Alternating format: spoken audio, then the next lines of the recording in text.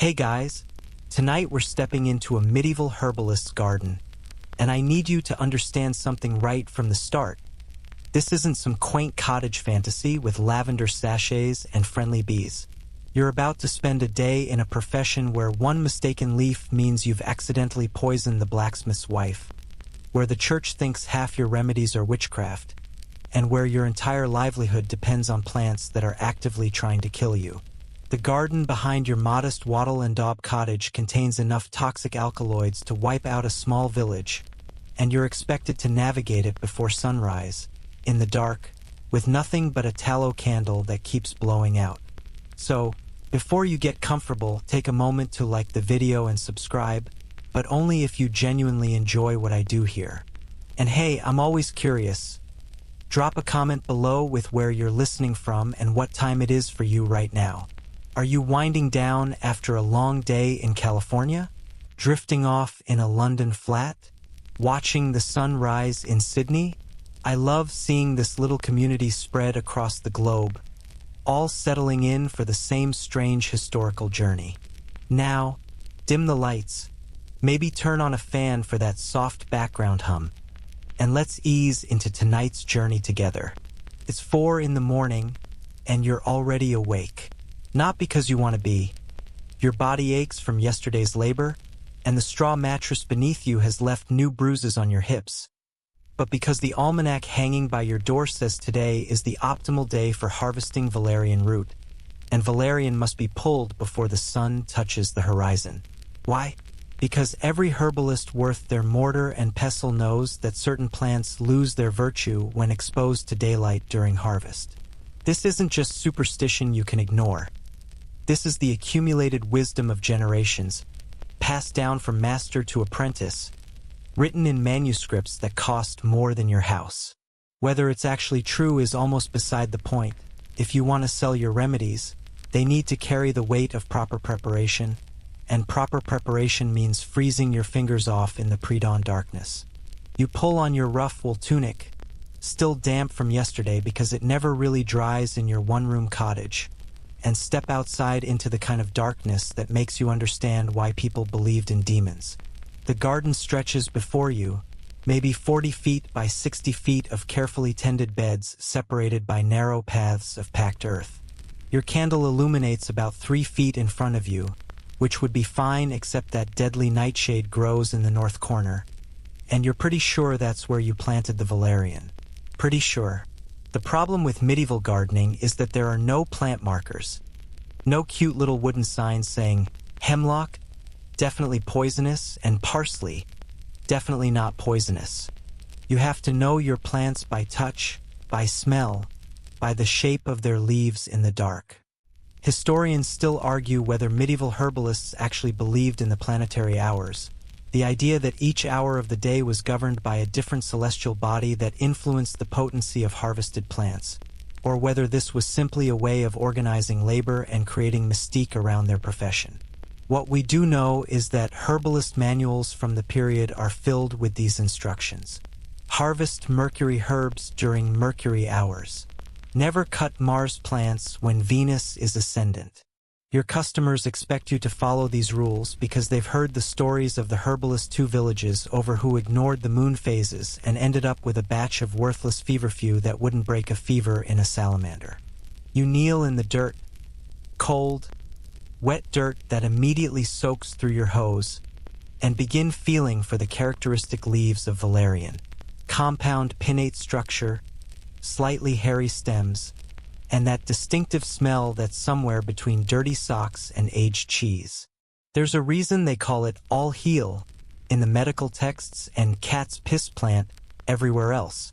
Your fingers close around a stem, and you trace it down to the root system, preparing to dig. This is where the real work begins.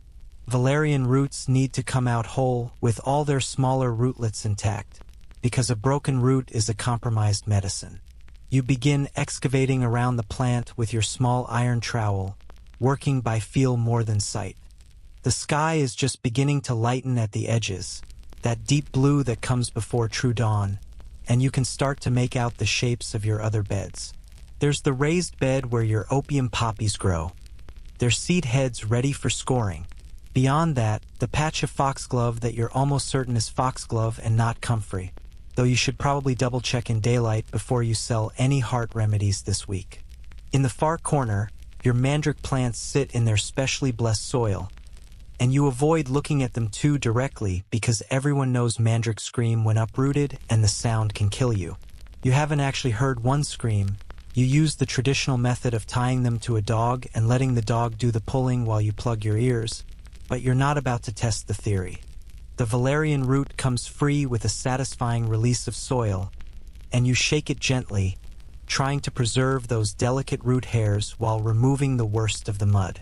This single root, properly dried and prepared, will become a sleep aid for someone's insomnia, an anxiety treatment for someone's nervous condition, or possibly an epilepsy remedy if you believe the writings of Dioscorides, which you sort of do because what else do you have to go on? The entire medieval medical system rests on texts that are centuries old, translations of ancient Greek and Roman knowledge, filtered through Islamic scholars, then translated again into Latin, and finally rendered into the local vernacular by monks who may or may not have understood the botanical terminology they were copying. You place the root carefully in your willow basket, never use oak for collecting, it corrupts the medicines, and move to the next plant. Your garden operates on a principle that would seem bizarre to modern eyes but makes perfect sense in the medieval worldview. Organization by use, not by species. Your digestive remedies cluster in one area.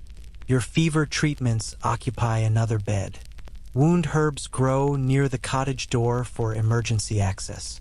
This isn't botanical classification. This is practical emergency medicine arranged by the human body parts it's meant to fix.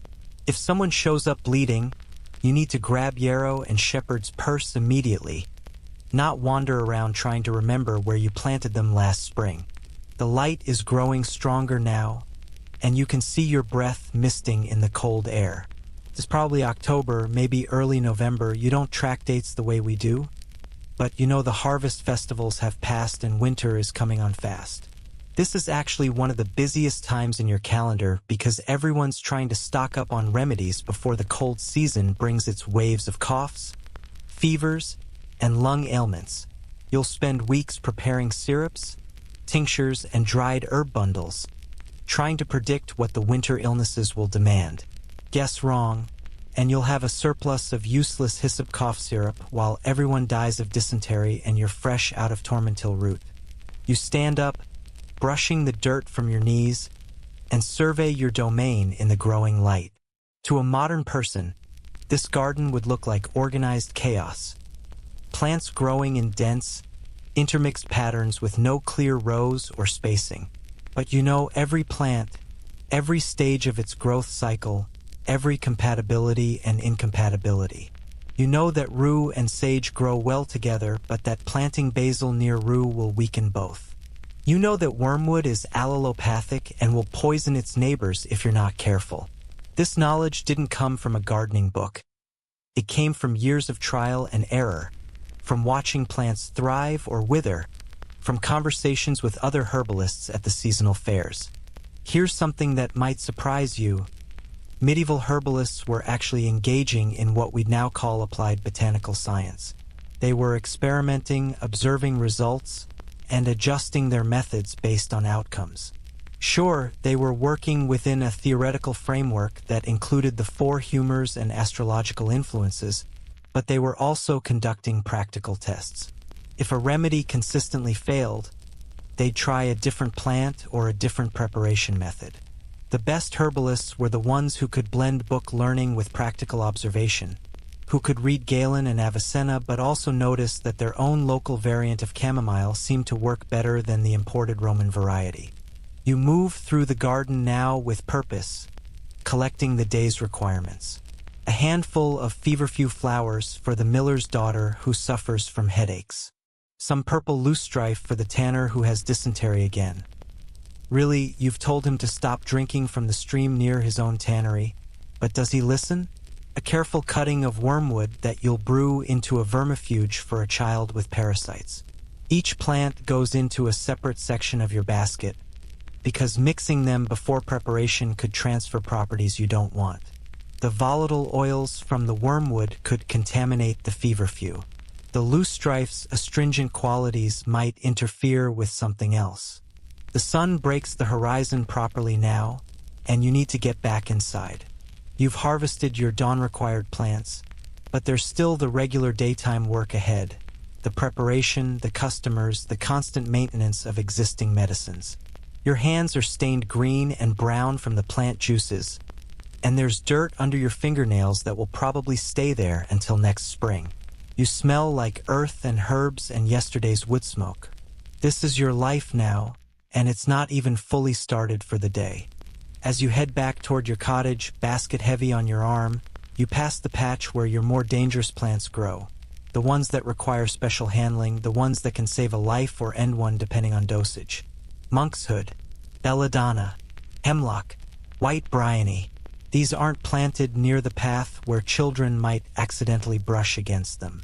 They're in the back section, marked in your mind if not on any physical sign. You'll deal with those later, when you're fully awake and can give them the concentration they demand. You push open your cottage door and set the basket on your work table. A sturdy oak piece that's probably the most valuable thing you own besides your mortar and pestle. The fire in your hearth has died down to embers overnight, and you need to coax it back to life because much of your preparation work requires heat. Decoctions need boiling.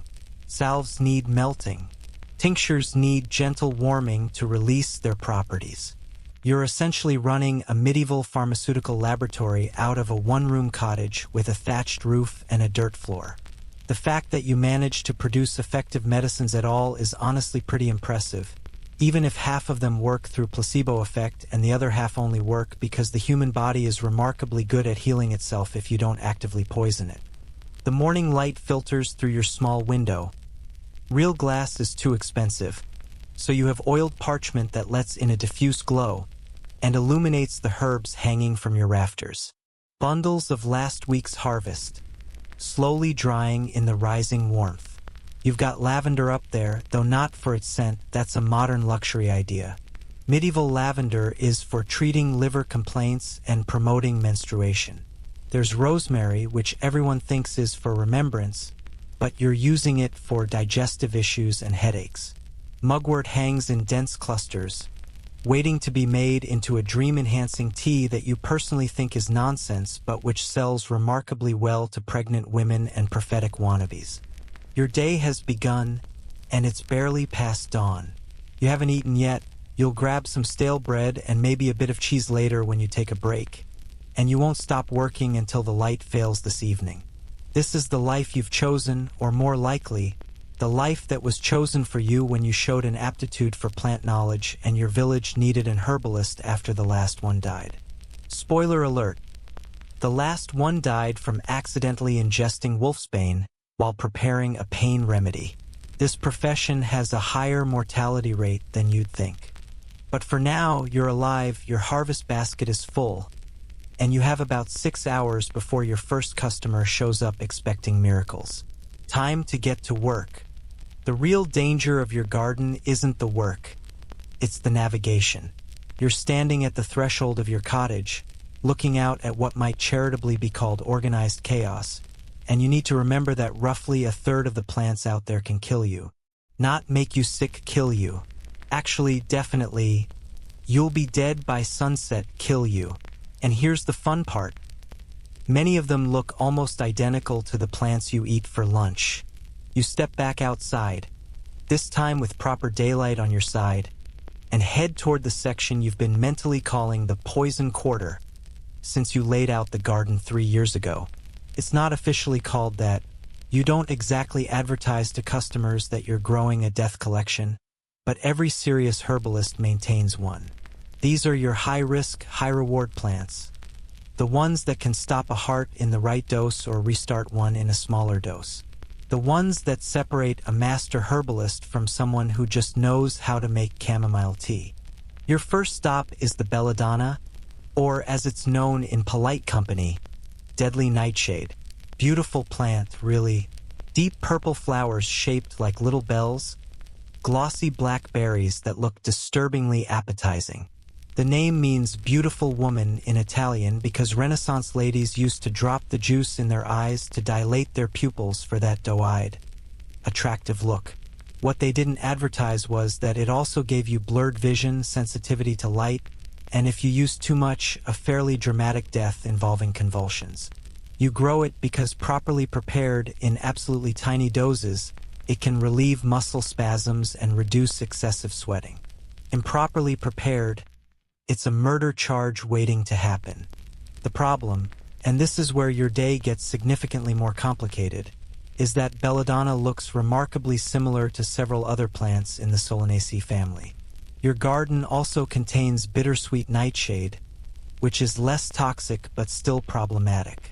And over near the vegetable patch, you've got actual edible nightshades. Tomatoes would be one, but they haven't made it to England yet, so let's say you're growing some black nightshade for its leaves, which are eaten like spinach in some regions. 3 different nightshades, 3 different toxicity levels, all with similar leaf structures and growth patterns. In bright daylight, you can tell them apart. In the evening gloom, when you're tired and rushing to grab something for a last-minute customer, that's when accidents happen. Historians still argue whether medieval herbalists fully understood the chemical mechanisms behind plant toxicity, or whether they were working purely from trial and error observations passed down through generations.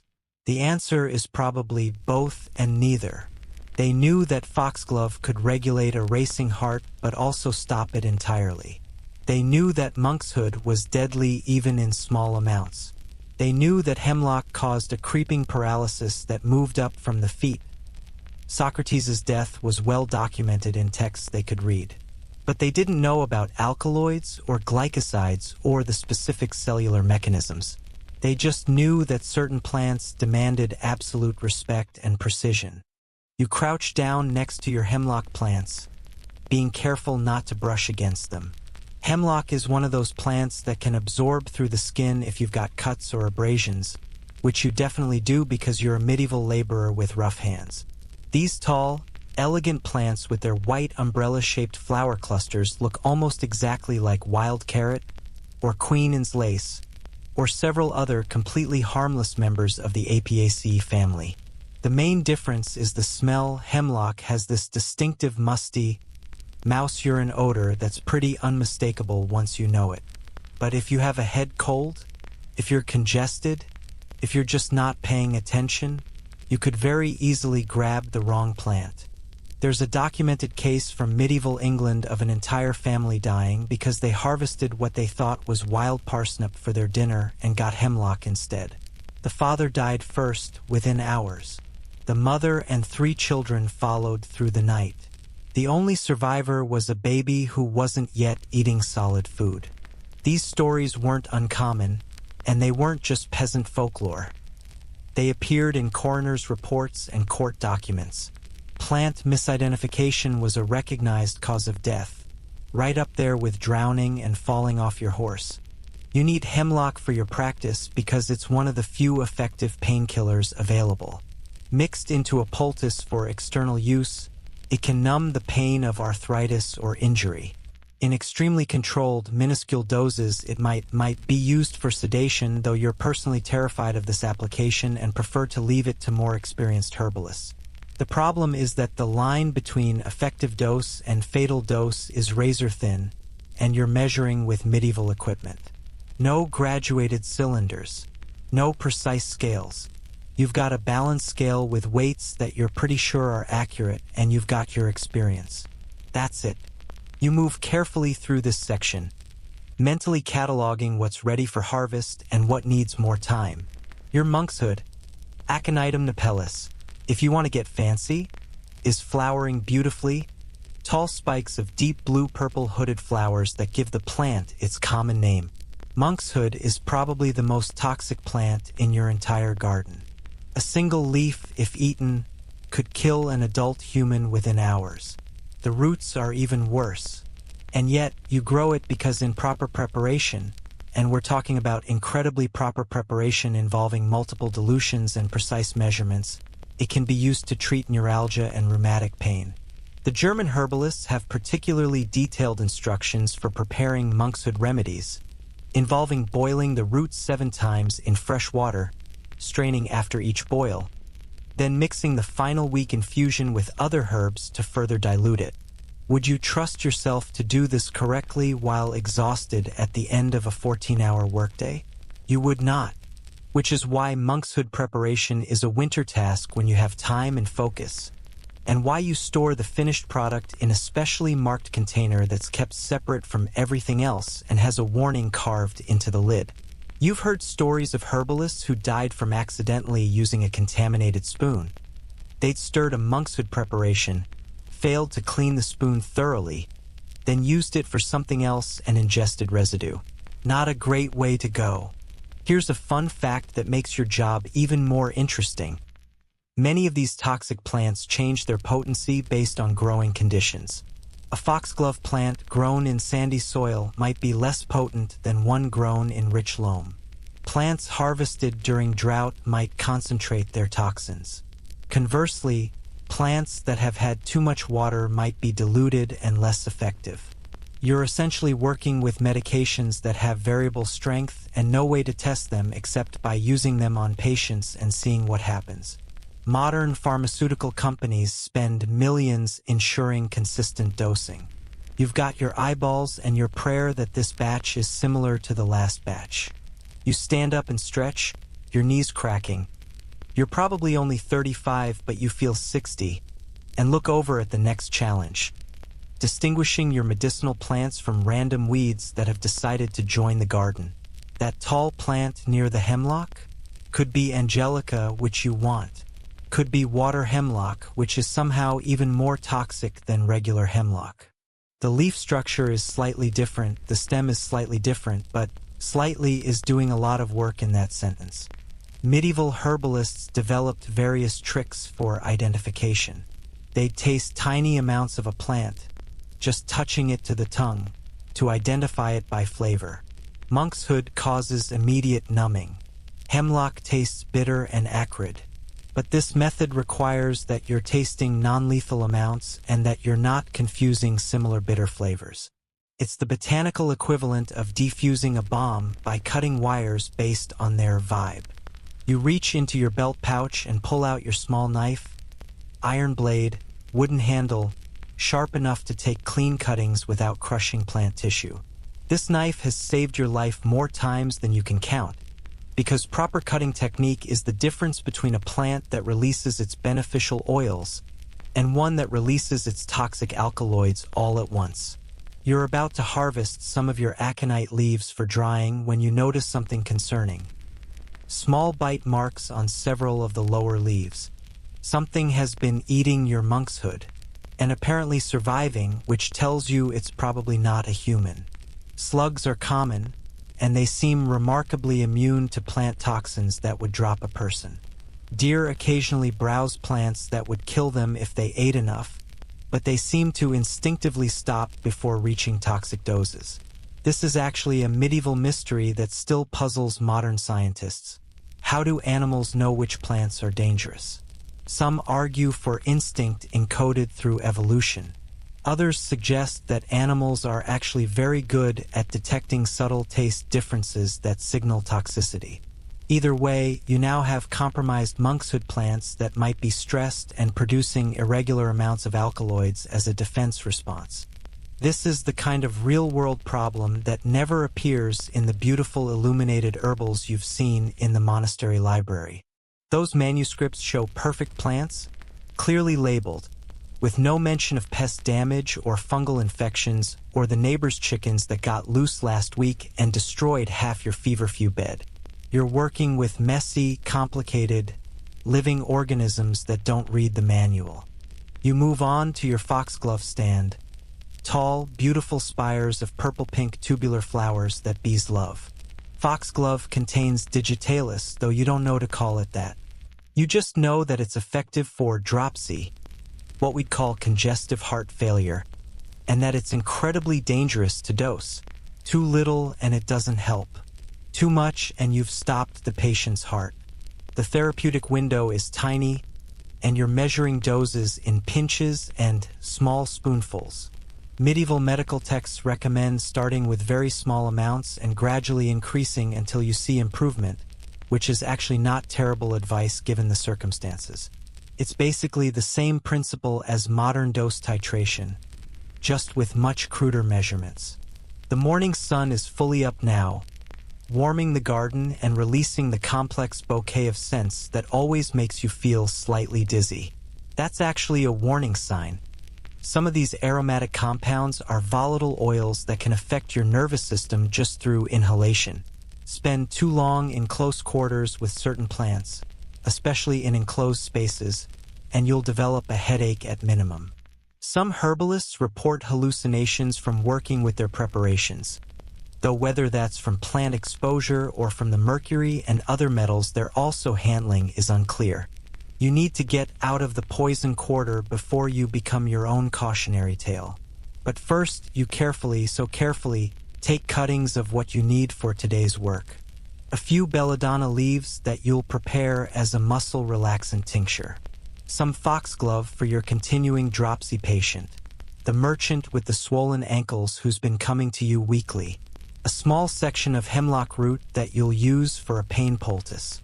Each cutting goes into its own separate container, labeled in your mind if not on paper, because mixing these at the wrong stage would be catastrophic. As you turn to leave this section, you pass by your white bryony, another terrifically poisonous plant that you grow because the roots can be used as a purgative and the leaves supposedly help with bruising. Medieval medicine loves a good purge, even though you personally suspect that making people violently vomit and evacuate their bowels isn't always the healing miracle your colleagues claim. Still, customers expect it, and white bryony delivers results. Just very dramatic results. The roots look disturbingly like thick human legs, which has led to all sorts of folklore about mandrakes and magical properties. You don't believe in the magic, but you do respect the poison. One more plant deserves mention before you escape to safer botanical territory. Your henbane. Hyoscyamus niger. Black henbane. It's growing in a small, controlled patch near the back wall where absolutely no one can accidentally brush against it. The seeds are toxic. The leaves are toxic. The flowers are toxic. Everything about this plant screams danger. And yet, it's an incredibly valuable addition to pain-killing preparations, sleep aids, and sedatives. Mixed with opium and other herbs, it's part of a traditional spongia somnifera, a surgical anesthetic soaked into a sponge that the patient breathes in before procedures. Does it work? Sometimes. Does it sometimes kill the patient before the surgery even starts? Also, yes.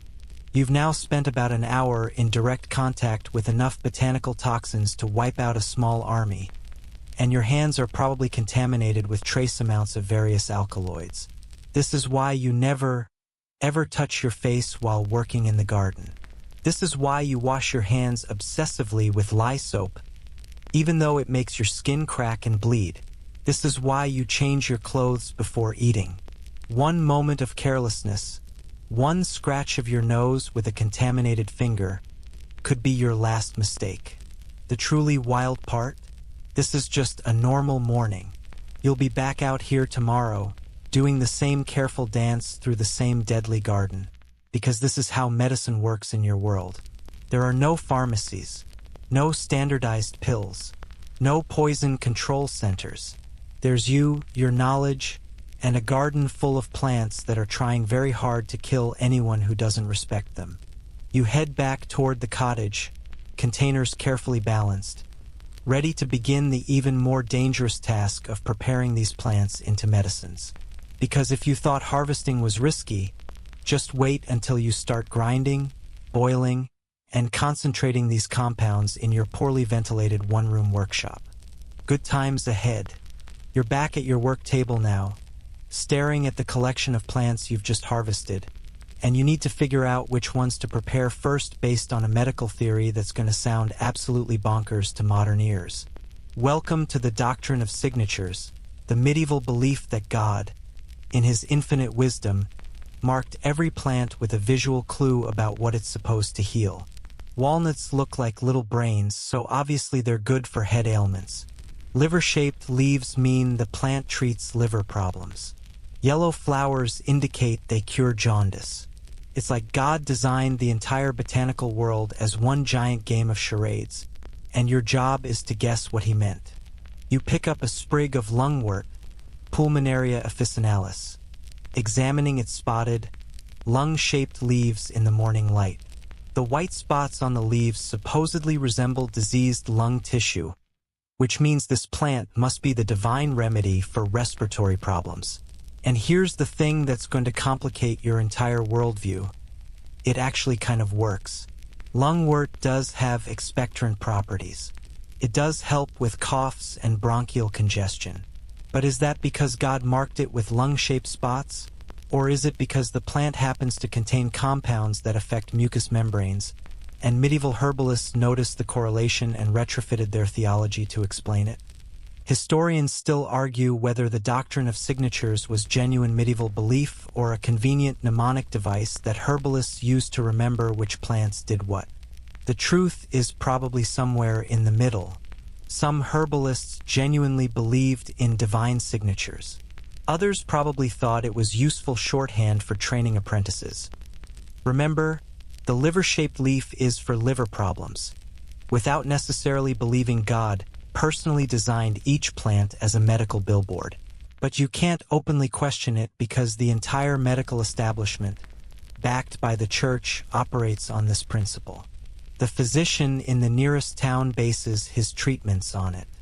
The manuscripts you occasionally get to see at the monastery library describe it as fundamental truth. Going against it isn't just bad medicine, it's potentially heresy. You set down the lungwort and pick up some eyebright, Euphrasia officinalis.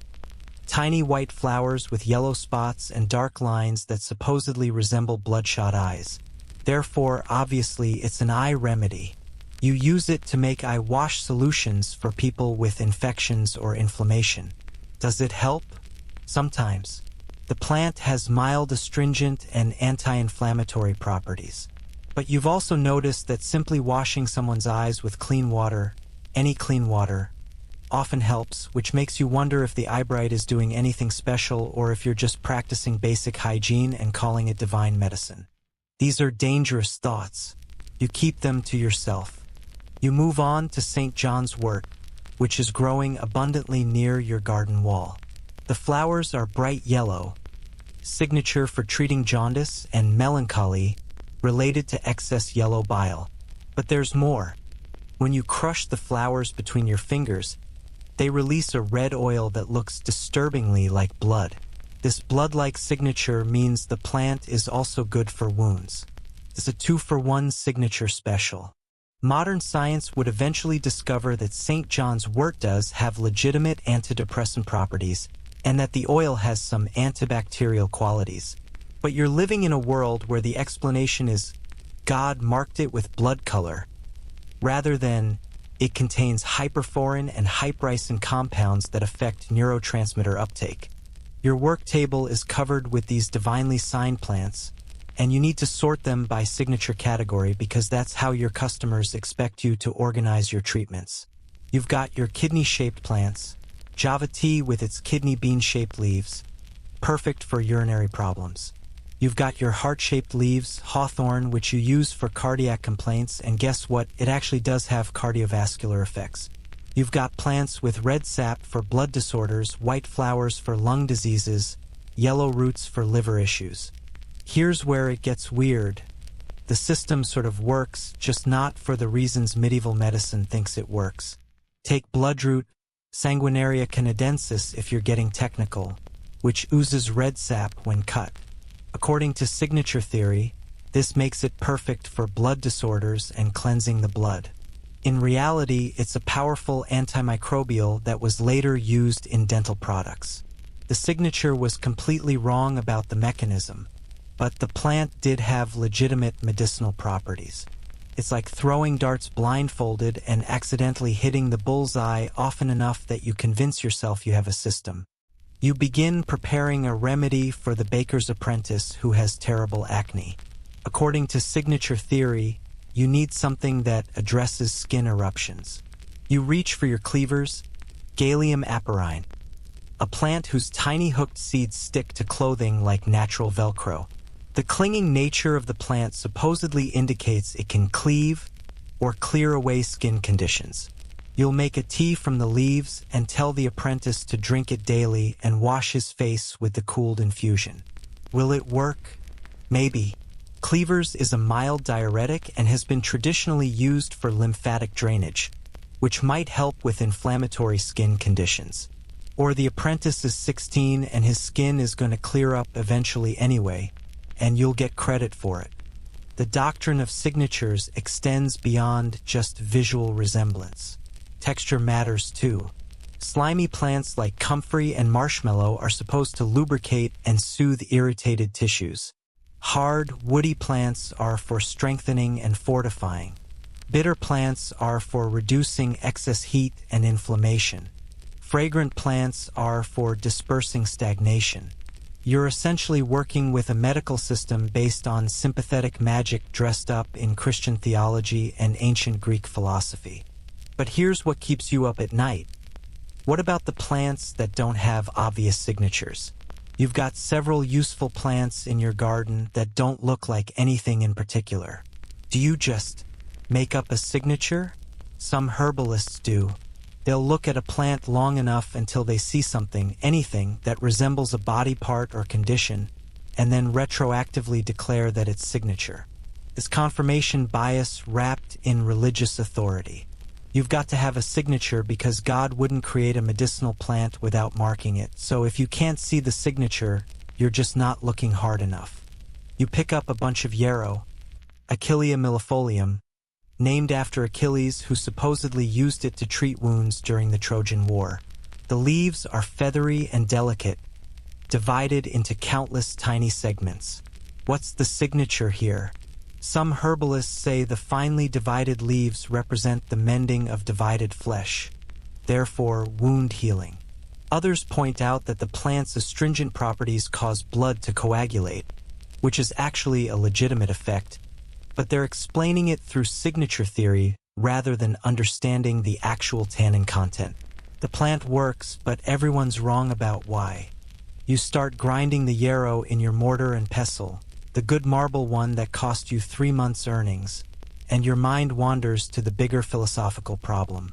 If signatures are divine markers, why do different plants with similar signatures have different effects? Why do multiple yellow flowers treat different types of jaundice? Why does God need to mark plants at all if he's omnipotent and could just tell herbalists directly what each plant does? These are the questions that could get you in serious trouble if you voiced them at the wrong time to the wrong person. The grinding is meditative work, and you fall into a rhythm. Crush, turn, crush, turn. The yarrow releases its sharp, medicinal scent, green and slightly resinous. This is going into a wound powder that you'll mix with powdered bistort root and a bit of myrrh if you can afford it. The signature theory says yarrow's divided leaves indicate it joins divided flesh. The practical reality is that yarrow is antibacterial and astringent, which keeps wounds clean and helps them close. Both things can be true, sort of, if you don't think too hard about it. You move on to preparing a remedy based on one of the more bizarre signatures, the brain-like appearance of walnuts. The shell looks like a skull, the nut inside resembles a brain with its convoluted surface, and even the papery divider between the two halves of the nut supposedly looks like the membrane between brain hemispheres. Therefore, walnuts are supreme brain food, good for mental clarity, headaches, and nervous disorders. You're making a walnut oil infusion for a scholar who complains of poor memory and difficulty concentrating. Will it help? Probably not in the way medieval medicine thinks, though modern nutritional science would later discover that walnuts are genuinely good for brain health due to omega-3 fatty acids. Once again, right answer, completely wrong reasoning. The really frustrating part of working with signature theory is that you can't experiment your way out of it. If you notice that a plant without an obvious signature works well for a particular condition, you can't just say, "This plant is good for this thing." You have to find a signature to explain it, or other herbalists won't take you seriously.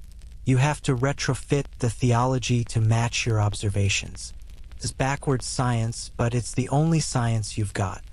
You're interrupted by a memory of your apprenticeship, when your master herbalist showed you a plant called Self-Heal, Prunella vulgaris. "Notice," he said, "how the flower looks like a little hooded mouth? That's God showing us it heals throat and mouth ailments." You nodded dutifully, even though the flower looked more like a tiny purple club than a mouth. But your master was convinced, and Self-Heal did work for throat problems, so who were you to argue with divine wisdom and practical results? The sunlight has shifted, pouring through your window at a different angle, illuminating the dust motes floating above your work table. You've got herbs in various states of preparation now, some drying, some ground into powder, some steeping in alcohol for tinctures. Each one was selected based on its signature, its supposed divine marker indicating its purpose. And the wild thing is, many of them actually work. Medieval medicine's success rate is nowhere near modern medicine, but it's not zero. People do get better. Wounds do heal. Fevers do break. Is it the signatures? Is it that these plants genuinely have medicinal properties that ancient herbalists stumbled upon through trial and error? Is it just that the human body is incredibly resilient and heals itself despite medieval medicine rather than because of it? You suspect it's a combination of all three, plus a healthy dose of placebo effect. If a patient believes the lung-shaped leaf will cure their cough, their belief might reduce their stress and anxiety, which might actually improve their immune response. Mind and body aren't as separate as people think, even if medieval medicine explains the connection all wrong. You pick up a root of Bistort, Polygonum bistorta, examining its twisted, S-shaped form. The signature here is the shape. Twisted roots supposedly untwist twisted intestines, making it a remedy for dysentery and diarrhea. The Latin name even means twice twisted, and it works. Bistort is highly astringent and does help with diarrheal conditions.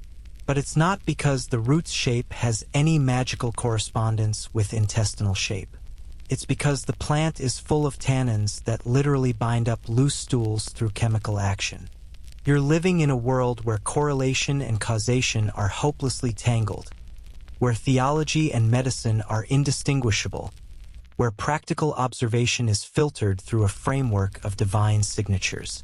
And yet, somehow, you still manage to help people. The baker's wife's joint pain does improve with your devil's claw preparations, even though you're using it because the seed pods have claw-like hooks that supposedly grip and remove pain. The chandler's chronic cough does get better with your lungwort tea, regardless of whether God actually marked the spotted leaves as lung-resembling on purpose. The Church endorses the doctrine of signatures, which gives it tremendous authority. Famous herbalists write treatises about it. Physicians at universities teach it to medical students. It's not some fringe theory, it's mainstream medieval medicine. And you can't opt out of it without opting out of your entire profession. So you learn the signatures, you prepare your remedies according to their markings, and you keep your private doubts to yourself. You finish grinding a batch of yellow dockroot. Signature. Yellow color means it treats jaundice, and add it to your growing pile of prepared ingredients. The pile represents hours of work, generations of accumulated wisdom, and a medical theory that's simultaneously completely wrong and occasionally successful. It's medieval medicine in a nutshell, doing the right thing for the wrong reasons and somehow occasionally actually helping people survive another day. Your hands are cramping from the grinding work, and you've still got a full day ahead. But you've sorted your plants by their signatures, prepared them according to traditional methods, and maintained the appearance of working within the accepted medical framework. Tomorrow you'll do it again, reading God's botanical prescriptions in the shapes and colors of leaves, flowers, and roots. Whether God actually wrote those prescriptions or whether you're all just seeing patterns where none exist. That's a question for theologians. You've got customers to treat and a garden to maintain. The signatures, real or imagined, aren't going anywhere. The morning's harvest and sorting is done, and now comes the part that actually might kill you. Preparation. You're standing in your cottage, which doubles as your laboratory, bedroom, kitchen, and shop, surrounded by plants that need to be transformed into medicines through processes involving fire, toxic fumes, corrosive substances, and absolutely no safety equipment whatsoever. No gloves, no goggles, no fumeod, just you, your tools, and the hope that you don't accidentally poison yourself before lunch. Your work table is crowded with equipment that would make a modern chemist weep. There's your mortar and pestle, the marble one for most work, and a smaller bronze one specifically for mixing things that might corrode stone. You've got clay pots in various sizes for heating preparations over the fire. A collection of glass vessels that cost you a fortune. Real glass is expensive, but you need it for tinctures because clay absorbs too much and would contaminate the product. Iron knives, bronze scrapers, wooden stirring rods that you've carved yourself from hazel branches. Everything's been used so many times that the surfaces are stained and scratched, marked with the ghost of thousands of previous preparations. You start with something relatively safe, making a simple infusion from the lungwort you collected earlier. This involves pouring boiling water over the dried leaves and letting them steep, basically making fancy tea. Straightforward enough, except that your water needs to be genuinely boiling, and you're managing fire in a room with a thatched roof. Thatch is basically dried grass, which is extremely flammable, which means every time you work with your cooking fire, you're gambling that a stray spark won't send your entire home up in flames. This happens more often than you'd think. Medieval fire safety is a contradiction in terms. You hang your iron pot over the fire using the adjustable hook mechanism your blacksmith friend made for you. The water takes forever to heat because medieval fire control is an art form you're still mastering after years of practice. Too much wood and you waste fuel. Too little and nothing gets properly hot. The smoke is already making your eyes water even though most of it's supposed to go up through the hole in your roof. Supposed to. In practice, about half of it fills your cottage, which is why you and every other medieval person you know has persistent respiratory issues. While the water heats, you prepare something more complicated. A tincture extraction using alcohol. You've got a clay jug of strong wine, not drinking wine, but something closer to brandy that you bought from a traveling merchant at considerable expense. Alcohol is expensive because making it requires distillation equipment that most people don't have access to, and the church controls much of the production. You use it sparingly, only for preparations where water extraction won't work. You're making a valerian tincture, which means taking those roots you harvested at dawn and covering them with alcohol in a glass jar. The alcohol will extract the active compounds over several weeks of sitting in a dark place. Simple in theory, but here's the catch. You're working with open flames and highly flammable alcohol in an enclosed space. One wrong move, one spill near the fire, and you're dealing with medieval fire department response times, which is to say, there is no fire department. Your neighbors will form a bucket brigade if they feel like it, or they might just save their own houses and let yours burn. You carefully pour the alcohol into your glass jar, hand steady despite the constant low-level fear that comes with this work. The fumes make your head swim almost immediately. You're essentially huffing ethanol in a poorly ventilated room, which explains why so many herbalists develop chronic headaches and neurological issues. Long-term exposure to these fumes isn't great for your brain, but you don't have a choice. This is how medicine is made.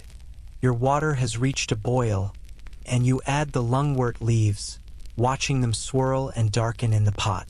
The cottage immediately fills with a green, medicinal scent. You'll let this steep for about 15 minutes, then strain it and bottle the resulting liquid.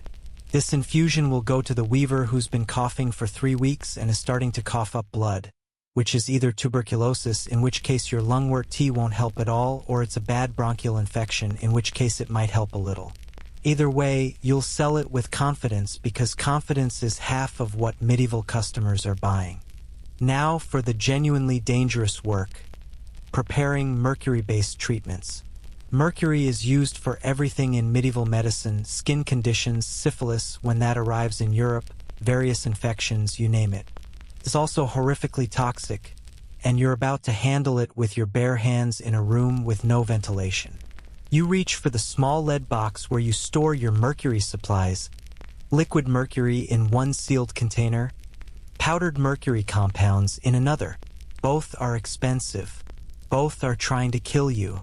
The preparation you're making is called unguentum album, white ointment, which combines mercury compounds with animal fat to create a salve for skin diseases. The recipe calls for mixing powdered mercury with lard over gentle heat until it forms a smooth paste. Gentle heat is crucial because if you overheat mercury compounds, they can release mercury vapor, which you'll breathe in, which will accumulate in your body, and which will eventually cause tremors, personality changes, and madness. The term mad as a hatter doesn't exist yet. That's a future expression for hat makers who use mercury in felt production. But plenty of herbalists and physicians are suffering from mercury poisoning without realizing it. You scoop a tiny amount of the white mercury powder into your bronze mortar. The stuff glitters slightly in the firelight, beautiful and deadly. You add it to pre-melted lard in a small clay pot, stirring constantly with a wooden rod. The mercury needs to be thoroughly dispersed through the fat. No clumps, or the resulting ointment will have uneven potency. Too much mercury in one spot and you'll burn the patient's skin. Too little and the treatment won't work. You're essentially creating a toxic cream with no quality control and no way to measure actual mercury content beyond looks about right. The fumes from the heating pot are subtle. You can't really smell mercury, but you know they're there. You hold your breath when you lean over the pot to stir, then step back to breathe. It's not much protection, but it's something. You've heard that some Arab physicians use cloth masks soaked in vinegar when working with toxic substances, but that knowledge hasn't really made it to your village yet. Even if it had, you're not sure you could afford to waste vinegar on mask soaking when you need it for other preparations. Historians still argue whether medieval medical practitioners understood the long-term health effects of the substances they worked with daily. Evidence suggests they knew some preparations were dangerous. Texts warn about proper handling of certain compounds, but the full scope of chronic exposure was probably not understood. How could it be?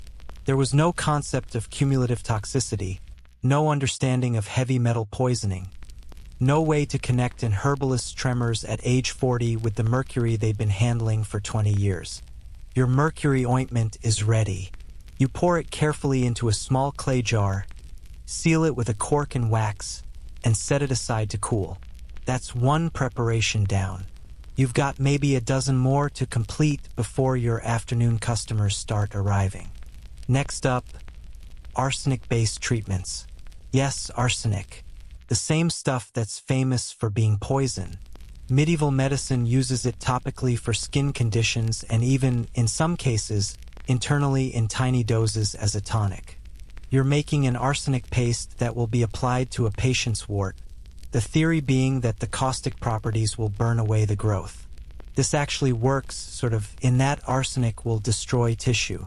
It just also destroys healthy tissue, causes scarring, and introduces a deadly poison to the patient's system. But it's a standard treatment and customers expect it.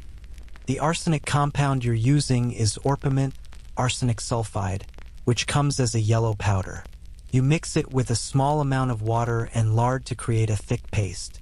The powder is so fine that it becomes airborne easily, which means you're breathing in arsenic particles as you work. You try to be gentle, try not to create dust clouds, but it's impossible to avoid entirely. Every breath you take in this cottage is probably shortening your lifespan by measurable amounts. You work quickly, mixing the paste and transferring it to its container. Then immediately wash your hands in the bucket of water you keep by your work table. The water is cold. Heating water for hand washing would be an insane luxury, and the lye soap you use is harsh enough to crack your skin. Your hands are perpetually raw and damaged, which is actually a significant problem because broken skin absorbs toxins more readily. You're working with poison while having compromised skin barriers. It's like playing Russian roulette in slow motion. The fire needs tending again, and you add more wood, trying to coax it into the right temperature for your next task. Distilling essential oils. This requires your most precious piece of equipment, a copper alembic, a still with a long curved spout that allows you to condense vapors. You bought it years ago from a traveling merchant, and it represents about 6 months' worth of income. You use it to extract concentrated oils from aromatic plants like rosemary, lavender, and thyme. The process is simple in concept but fiddly in execution. You pack the bottom chamber of the alembic with fresh plant material and a small amount of water, then heat it. The steam carries the volatile oils up through the chamber and into the condensing coil, where it cools and drips into a collection vessel. What you get is a mixture of water and essential oil, hydrosol, and oil floating on top, which you carefully separate. The problem is that this process takes hours of constant attention.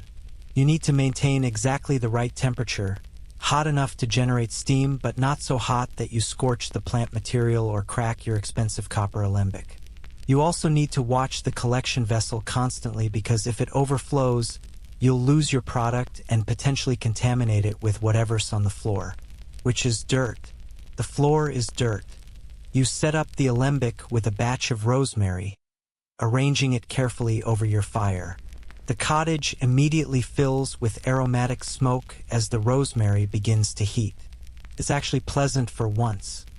Most of your preparation work produces acrid, toxic, or medicinal smells that make your head hurt. The rosemary is almost relaxing, which is dangerous because you need to stay alert. Relaxation and medieval pharmaceutical work don't mix. While the rosemary distills, a process that will take at least 3 hours, you move on to preparations that can be done at room temperature. You're making a series of poultices, which are basically medicinal pastes applied directly to the skin. The one you're working on now is for drawing out infections. You're mixing honey, which has natural antibacterial properties, though you don't know that, with powdered slippery elm bark for its soothing mucilage, and a bit of powdered myrrh for its supposed purifying properties. The mixing happens in your mortar, and it's exhausting work. The honey is thick and resistant. The powders need to be thoroughly incorporated, and your arms are already tired from this morning's grinding. You work in a steady rhythm, grinding and turning, until the mixture reaches the right consistency. Spreadable but not runny, smooth but not separated. This single poultice preparation takes about 40 minutes of continuous physical labor. Your back is aching, your hands are cramping, and you've still got that alembic to monitor. You check on it. Steam is rising nicely from the spout, condensing in the coil, and beginning to drip into your collection vessel. So far, so good. But you can't take your eyes off it for long. If the fire gets too hot, the whole apparatus could crack.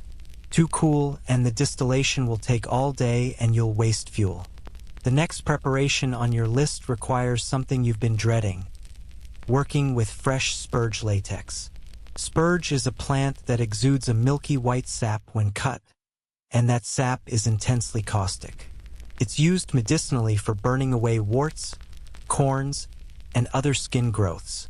It works. It also burns normal skin, causes blistering if you're not careful, and can cause temporary blindness if it gets in your eyes. You'll be cutting the plant and collecting its sap, trying very hard not to splash any on yourself.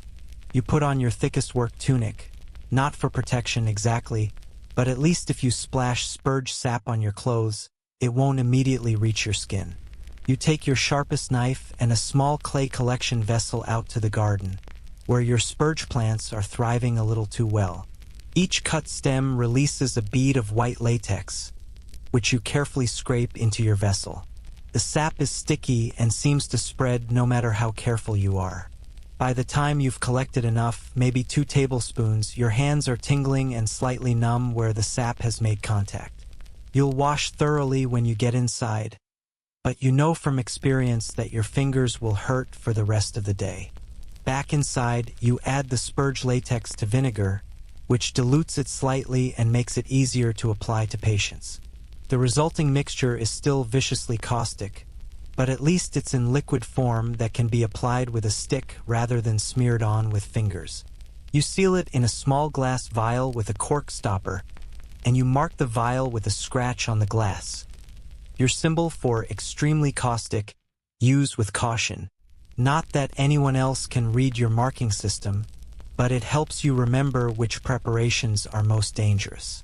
The alembic is still gurgling away, producing your rosemary hydrosol drop by precious drop. You've probably got another 2 hours before this batch is done, which means you need to keep feeding the fire, keep monitoring the temperature, and keep collecting the distillate. There's no such thing as set it and forget it in medieval pharmaceutical production. Everything requires constant attention, constant adjustment, constant vigilance against the 1,000 small disasters that can ruin a preparation or burn down your house. Your stomach growls. You haven't eaten since last night's dinner, and it's now well past midday. But you can't stop. The distillation is at a critical phase. The mercury ointment needs to be checked for proper consistency. 3 different tinctures need to be shaken and their progress assessed. You grab a heel of bread from yesterday, hard enough to need soaking in water before you can chew it, and eat while working, one hand grinding ingredients while the other holds your sad lunch. This is your life. Constant work with toxic substances, constant exposure to fumes and dusts and caustic materials, constant physical labor, all in pursuit of making medicines that might help people and might poison them, depending on whether you've measured correctly and prepared carefully and haven't accidentally contaminated anything. You're a medieval pharmaceutical worker, and you're slowly poisoning yourself in the service of maybe, possibly, occasionally making someone else feel better. The afternoon sun slants through your window, and you realize customers will start arriving soon. You need to finish at least 2 more preparations before then. Your hands move automatically through the familiar motions, grinding, mixing, heating, straining, bottling, while your mind wanders to what you'll have for dinner and whether your roof leak got worse during last night's rain and whether that cough you've developed is just normal medieval respiratory problems or something worse. Outside, you hear footsteps approaching. Your first customer of the afternoon. Time to clean up your workspace, hide the more alarming preparations, and put on your professional face. The face that says, yes, I absolutely know what I'm doing, rather than, I'm one distraction away from accidentally creating mustard gas in here. Medieval pharmaceutical production. It's a living, for now. The footsteps stop at your door, and there's a tentative knock. You wipe your hands on your already stained apron and call out for them to enter, trying to project competence despite the fact that your cottage looks like an alchemist's laboratory exploded. Your first customer of the afternoon is the tanner's son. Early 20s, nervous expression, fidgeting with his cap. You know immediately what he wants because he was here 3 weeks ago with the same issue, and he'll probably be back in another 3 weeks. He's got what we'd call scabies, though you know it as the itch, and he's terrified you're going to tell his father because there's a social stigma around having skin parasites that suggests uncleanliness. The problem with treating customers in medieval times is that they're all deeply suspicious of you while simultaneously being completely dependent on you. The church teaches that illness is punishment for sin, so admitting you're sick is basically admitting moral failure. Physicians, the university-educated ones who can actually read Latin, charge fees that no one in your village can afford and wouldn't treat common folk anyway. The barber surgeon is better at pulling teeth than treating diseases. That leaves you, the herbalist, the wise woman, the person who knows plants and remedies but who everyone secretly worries might be a witch. The tanner's son doesn't make eye contact as he explains his problem, even though you've heard it before. The itching is worse at night. It's spreading. His bedding might be infested. He can't tell his family because they'll think he picked it up from the prostitute in the next village, which he definitely did, but he's not admitting that to anyone. You listen patiently, making sympathetic noises, while mentally cataloging what you'll need to prepare for him. Sulfur ointment. Definitely sulfur ointment. Maybe some instructions about boiling his clothes and bedding, though you're not sure he'll follow through. You turn to your stores, a series of shelves and boxes containing finished preparations, and locate your sulfur compound. It's a greasy yellow paste that smells absolutely vile, like rotten eggs mixed with body odor. The active ingredient is elemental sulfur mixed into a lard base, and it works reasonably well for killing skin parasites. The downside is that the patient has to coat their entire body with this foul-smelling paste and sleep in it for several nights running. Most people can't tolerate the smell and give up after one night, then wonder why the treatment didn't work. You hand him the jar with instructions. Apply it everywhere, and you mean everywhere. Sleep in it. Don't wash it off for at least 3 days. Boil all his clothing and bedding. And this is the part you add in a lowered voice. Stay away from the prostitute in the next village for at least a month because he'll just get reinfested. He blushes crimson, mumbles his thanks, pays you with a few copper coins that probably represent a week's wages, and hurries out. Before you can even sit down, there's another knock. This time it's the miller's wife, who you recognize by her voice before she even enters. She's a regular customer, chronic headaches that you suspect are caused by the stress of managing a husband who drinks too much and 6 children under the age of 10. She needs her usual feverfew preparation, which you sell her as a headache remedy but which you privately think works more through the ritual of taking medicine than through any actual pharmacological effect. Still, if it helps her cope with her life, who are you to judge? You measure out a week's supply of dried feverfew flowers into a small cloth bag, explaining once again that she should steep 1 pinch in hot water each morning and evening. She nods, repeating the instructions back to you to prove she's listened, and hands over a small cheese wrapped in cloth as payment. This is actually preferable to coins. You can eat the cheese. The coins just sit in a box until you can trade them for something useful. Medieval economics operates on barter as much as currency, and you're essentially running a small business where payment might be food, fabric, labor, or occasionally actual money. The afternoon proceeds like this. A steady stream of villagers with various complaints, each requiring you to shift mental gears, recall relevant remedies, and provide both medicine and reassurance. The blacksmith needs a salve for his chronically burned hands. You give him a comfrey and calendula mixture that will at least soothe the inflammation. The baker's daughter has a persistent cough, lungwort tea, same as the weaver got. A young mother brings her infant who has thrush. You prepare a mild sage mouth rinse and secretly hope the baby's immune system solves the problem because infant medicine terrifies you. The margin for error is so small, and dead babies get blamed on the herbalist. Here's what makes this job particularly challenging. You're not just providing medicine, you're providing theater. Medieval medicine is as much about confidence and presentation as it is about actual treatment. When you hand someone a remedy, you need to speak with authority. You need to invoke tradition. This is how my master prepared it, and his master before him. You need to reference respectable sources. The physicians in London use this same preparation. You need to make the preparation seem special, complicated, and therefore valuable. If you just hand someone dried leaves and say, "Make tea from this," they won't value it. But if you tell them this is feverfew, harvested under specific planetary conditions, prepared according to ancient wisdom, effective for headaches related to excess heat in the head, they'll pay premium prices. A woman you don't recognize enters, probably from one of the outlying farms, carrying a child who's maybe 4 years old. The child is feverish, lethargic, and has a rash spreading across his torso.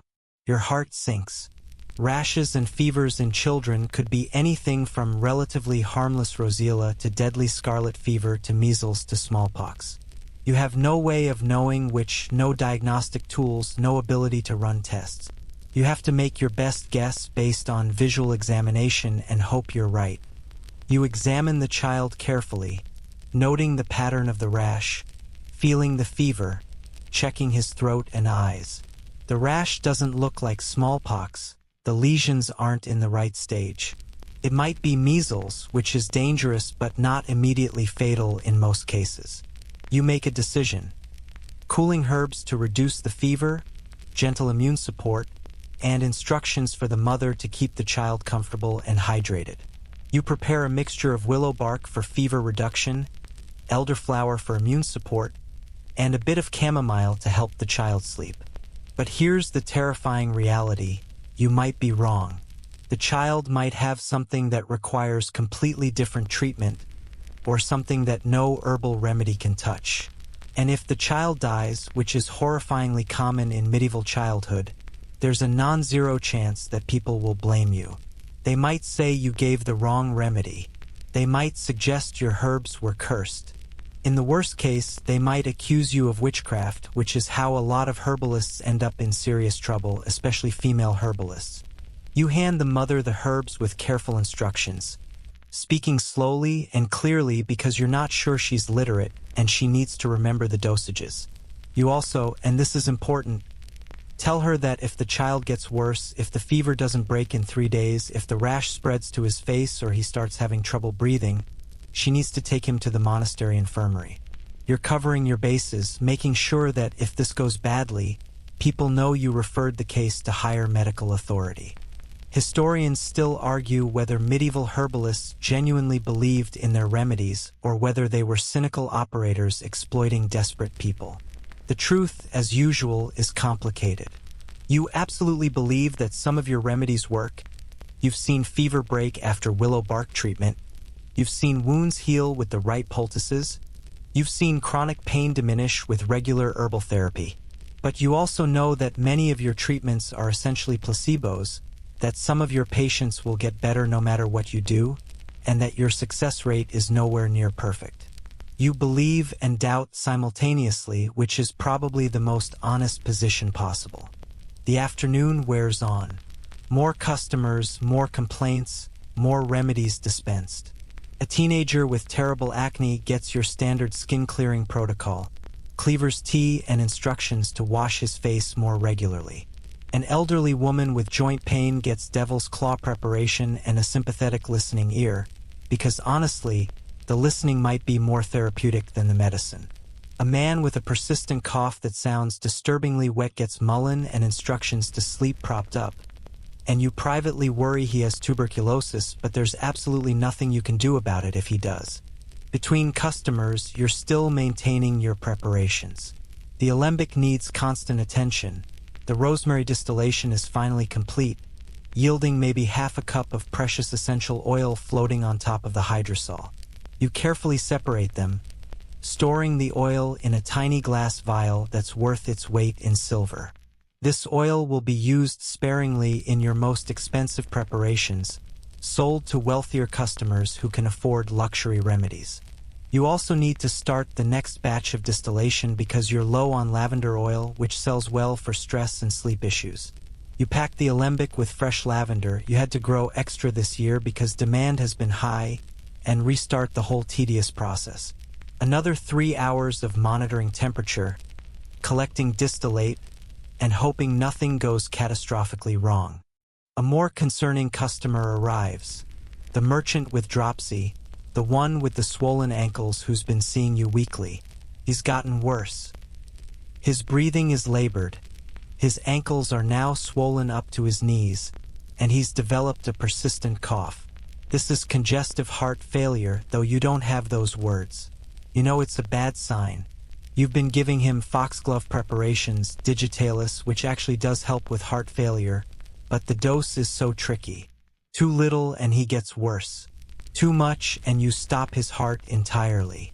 You prepare his next dose with extreme care, measuring the dried foxglove leaves with precision.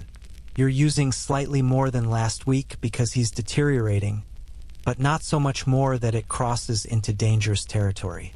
You explain that he needs to take it exactly as prescribed, 1 cup of the infusion each morning, no more, no less. If he experiences nausea, visual disturbances, or irregular heartbeat, he needs to stop immediately and come see you. These are signs of digitalis toxicity, though you're explaining them in medieval terms. If the medicine makes you sick or affects your vision, he pays you with actual silver coins, which indicates both that he's wealthy enough to afford ongoing treatment and that he's desperate enough to spend serious money on it. You accept the payment, knowing that you're essentially managing a terminal condition with medieval tools. The foxglove will help him for a while, maybe months, but ultimately heart failure in this era is a death sentence. Your job is to keep him comfortable and functional for as long as possible, which is honestly the best medieval medicine can offer for most serious conditions.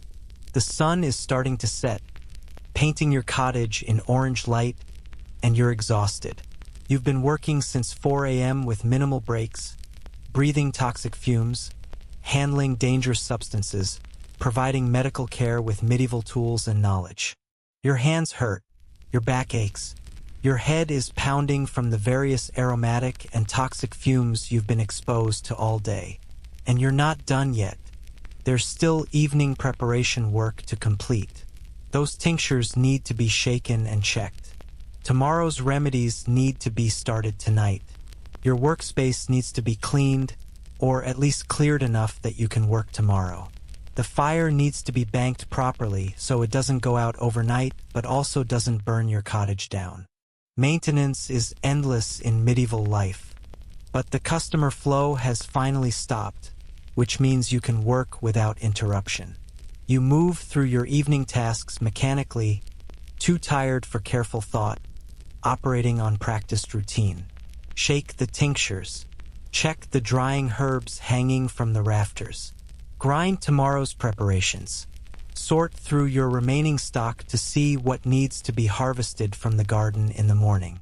It's repetitive, mindless work, which is all your exhausted brain can handle. You think about the customers you saw today. The tanner's son with his embarrassing infection. The mother with the sick child. The merchant with his failing heart. Each one came to you with hope, with belief that you could help them, with trust that your remedies would work. And you did your best, operating within the constraints of medieval medical knowledge and resources. Some of them will get better. Some won't. Some will get better despite your remedies rather than because of them. And you'll never really know which is which. This is the emotional burden of being a medieval herbalist. You're responsible for people's health, but you're working with incomplete knowledge, unreliable tools, and remedies that sometimes work and sometimes don't. You carry the weight of other people's suffering, and you never know for certain whether you're helping or hurting. The best you can do is follow your training, trust your experience, and hope that the accumulated wisdom of generations actually means something. The fire burns low. Your cottage darkens. You should eat something, but you're too tired. You should check on those plants in the garden, but your body is screaming for rest. Tomorrow you'll start again at 4 a.m. with another pre-dawn harvest. The cycle never stops. The garden never stops growing. The customers never stop needing help. You're a medieval herbalist, and this was just a normal day. Tomorrow will be exactly the same, and the day after that, and the day after that, until either you die from chronic exposure to toxins, or you make a fatal dosing error, or you get accused of witchcraft, or you simply wear out from the endless labor. But tonight, at least, everyone who came to you left with something. Whether it was medicine or hope or just the comfort of being heard, you provided what you could. In a world with limited options and constant suffering, that counts for something. You bank the fire, check that all your toxic preparations are properly sealed, and finally allow yourself to rest. You wake up before dawn again, but this time it's not the almanac demanding a harvest. It's the sound of someone pounding desperately on your door, the kind of panicked knocking that means something has gone very wrong. You stumble out of bed, disoriented and still exhausted from yesterday, and open the door to find the baker standing there, wild-eyed and breathing hard. His apprentice, the one with the acne who you saw yesterday, has collapsed. He's burning with fever and vomiting everything they try to give him. The baker thinks it's your fault. This is the nightmare scenario every herbalist dreads. A patient gets worse after your treatment, and now you're being blamed. Your mind races through possibilities. Did you give him something contaminated? Did he have an allergic reaction? Is this a completely unrelated illness that just happened to manifest after he saw you? Or, and this is the terrifying possibility, did you accidentally poison him? You grab your emergency bag, a leather satchel containing basic remedies, diagnostic tools, such as they are, and supplies for dealing with acute situations, and follow the baker through the pre-dawn darkness. The village is silent except for your footsteps and the baker's ragged breathing. He's terrified, you realize, not just worried about his apprentice, but terrified of what this means for his household. If the boy dies, people will talk. They'll say the baker's business is cursed. They'll wonder what sin brought this punishment, and they'll definitely blame you. The apprentice is in a small room off the bakery, lying on a straw mattress and looking genuinely terrible. His skin is flushed and hot to the touch. His breathing is rapid and shallow, and there's a basin next to him containing evidence of recent vomiting. You conduct a quick examination, checking his pulse, looking at his tongue, feeling the lymph nodes in his neck.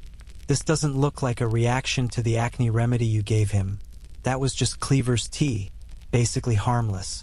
This looks like a completely separate illness. You turn to the baker and ask careful questions. When did the symptoms start? What has the boy eaten in the last day? Has anyone else in the household shown similar symptoms? The answers paint a picture. The symptoms started about 6 hours after he saw you, but he also ate a meat pie from yesterday's baking that had been sitting out overnight. No one else is sick, which suggests this isn't plague or some other contagious horror. This is probably food poisoning. Relief floods through you, this isn't your fault.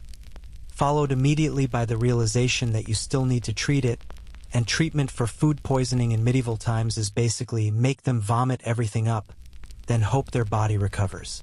You explain to the baker that the boy has eaten something corrupted, that it's not related to the remedy you gave him yesterday, and that you need to help purge his system.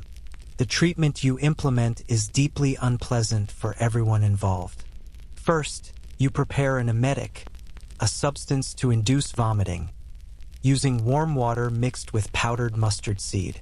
The boy, who's barely conscious, is forced to drink it. Within minutes, he's vomiting again, violently, emptying what's left in his stomach. It's horrible to watch, but it's necessary. You need to get the contaminated food out of his system before his body absorbs more toxins. Next comes the purging from the other end. Medieval medicine loves a good purge, the theory being that illness is caused by corrupt humors that need to be expelled from the body. You prepare a strong laxative using senna leaves and a bit of aloe, which will cause dramatic intestinal evacuation. The boy drinks it without protest, too sick to argue. Within an hour, he'll be spending a lot of time over the chamber pot, and everyone in the household is going to have an unpleasant morning. This is humoral medicine in action. The belief that health is maintained by balancing 4 bodily fluids: blood, phlegm, yellow bile, and black bile. When these fall out of balance, illness results. The cure is to remove excess humors through bleeding, purging, vomiting, or sweating. Does this theory have any basis in reality? Not really. Does aggressively purging someone with food poisoning help by removing the contaminated material from their digestive system? Actually, yes, though not for the reasons medieval medicine thinks. You also prepare a rehydration drink, boiled water cooled to room temperature, mixed with a small amount of honey and a pinch of salt. This is probably the most genuinely helpful thing you'll do for this patient, though you're not giving it to him because you understand electrolyte balance. You're giving it to him because empirical observation has taught generations of healers that people who are vomiting and purging need to drink liquids or they get worse. The honey makes it palatable and provides energy. The salt. Well, you're not sure why the salt helps, but it does. The baker hovers anxiously, asking repeatedly if the boy will survive. You give him your honest assessment. Probably yes, but the next 24 hours are critical. If the fever breaks and the vomiting stops, he should recover. If the fever continues to rise or if he shows signs of serious dehydration, the situation becomes more dangerous. You'll stay for a few hours to monitor the situation, but you've done what you can with the tools and knowledge available to you. Historians still argue whether medieval medicine's focus on purging and bleeding did more harm than good. In cases like this, acute food poisoning, aggressive purging might actually help by clearing the system. In other cases, chronic diseases, infections, general weakness, purging patients until they were even weaker was probably counterproductive. But humoral theory demanded it, medical authorities taught it, and patients expected it. You can't just refuse to purge people. They'll think you're not treating them properly.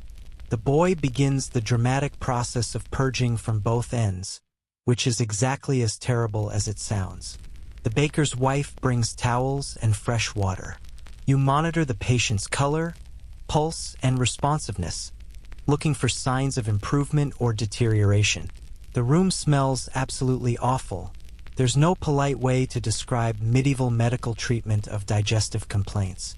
It's bodily fluids, all the fluids, in quantities that would shock modern sensibilities. As dawn breaks properly, the boy's condition begins to stabilize. The vomiting has slowed. The fever seems to have peaked and might be starting to decline. His color is better, less of that alarming flush, more normal pale. You judge him to be past the crisis point. He'll be weak and miserable for several days, but he'll probably survive. You give the baker's wife instructions for continued care. Clear liquids only for the next 2 days, then gradual reintroduction of bland foods. The rehydration drink should be given in small sips every hour. Watch for signs of renewed fever or inability to keep liquids down. The baker, enormously relieved, apologizes for accusing you. You wave it off. This is part of the job. People panic when someone they care about gets sick, and the herbalist is an easy target for blame. At least this time it had a clear alternative explanation. You've heard of cases where herbalists were run out of town or worse after a patient's death, even when the death had nothing to do with the treatment provided. You trudge back to your cottage as the village comes to life around you. The rooster that serves as everyone's alarm clock is crowing. Smoke rises from chimneys as people restart their fires. A few early risers nod to you as you pass, and you wonder if they know where you've been, if word has already spread about the sick apprentice, if your reputation has taken a hit despite the successful treatment. Back home, you realize you've completely missed your dawn harvest window. The valerian and other moon-sensitive plants will have to wait for another optimal day. You're too exhausted to care. You collapse onto your bed, still fully clothed, and try to grab another hour of sleep before the day's normal work begins. But your mind won't stop racing through the possibilities of what could have gone wrong. What if it had been an allergic reaction to your remedy? What if you had accidentally mixed up preparations and given him something toxic? What if the next patient who gets worse actually is your fault? This is the psychological burden of medieval medicine. You're always one mistake away from disaster. There are no malpractice insurance policies, no regulatory boards to protect you, no standardized training that proves your competence. You have your knowledge, your experience, and your reputation. If you make a serious error, you might lose all three. If you're really unlucky, you might lose your freedom or your life. You force yourself to get up after 45 minutes of restless half-sleep. Work doesn't stop just because you had an emergency overnight. Your regular customers will start arriving soon, expecting their usual remedies. The merchant with heart failure needs his daily dose. The weaver with the cough will want to know if it's improving. Life continues, and so does your practice. You're making a simple cough syrup, honey, thyme, and a bit of horehound when there's another knock. This time, it's not an emergency. It's the village priest, and your stomach immediately drops. The priest doesn't usually come to you for remedies. He has connections to the monastery infirmary and access to better trained physicians. If he's here, it's probably not for medicine. He enters without waiting for invitation, which is his right as a priest even though it's your home. His expression is serious but not overtly hostile, which is slightly reassuring. He's heard about the incident at the baker's house, he says. He's concerned about the methods being used to treat illness in his parish. He wants to ensure that all healing practices align with Christian teaching and don't venture into forbidden territory. This is the tightrope you walk constantly.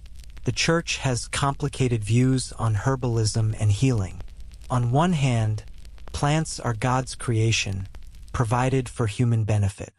On the other hand, the line between herbalism and witchcraft is thin and poorly defined.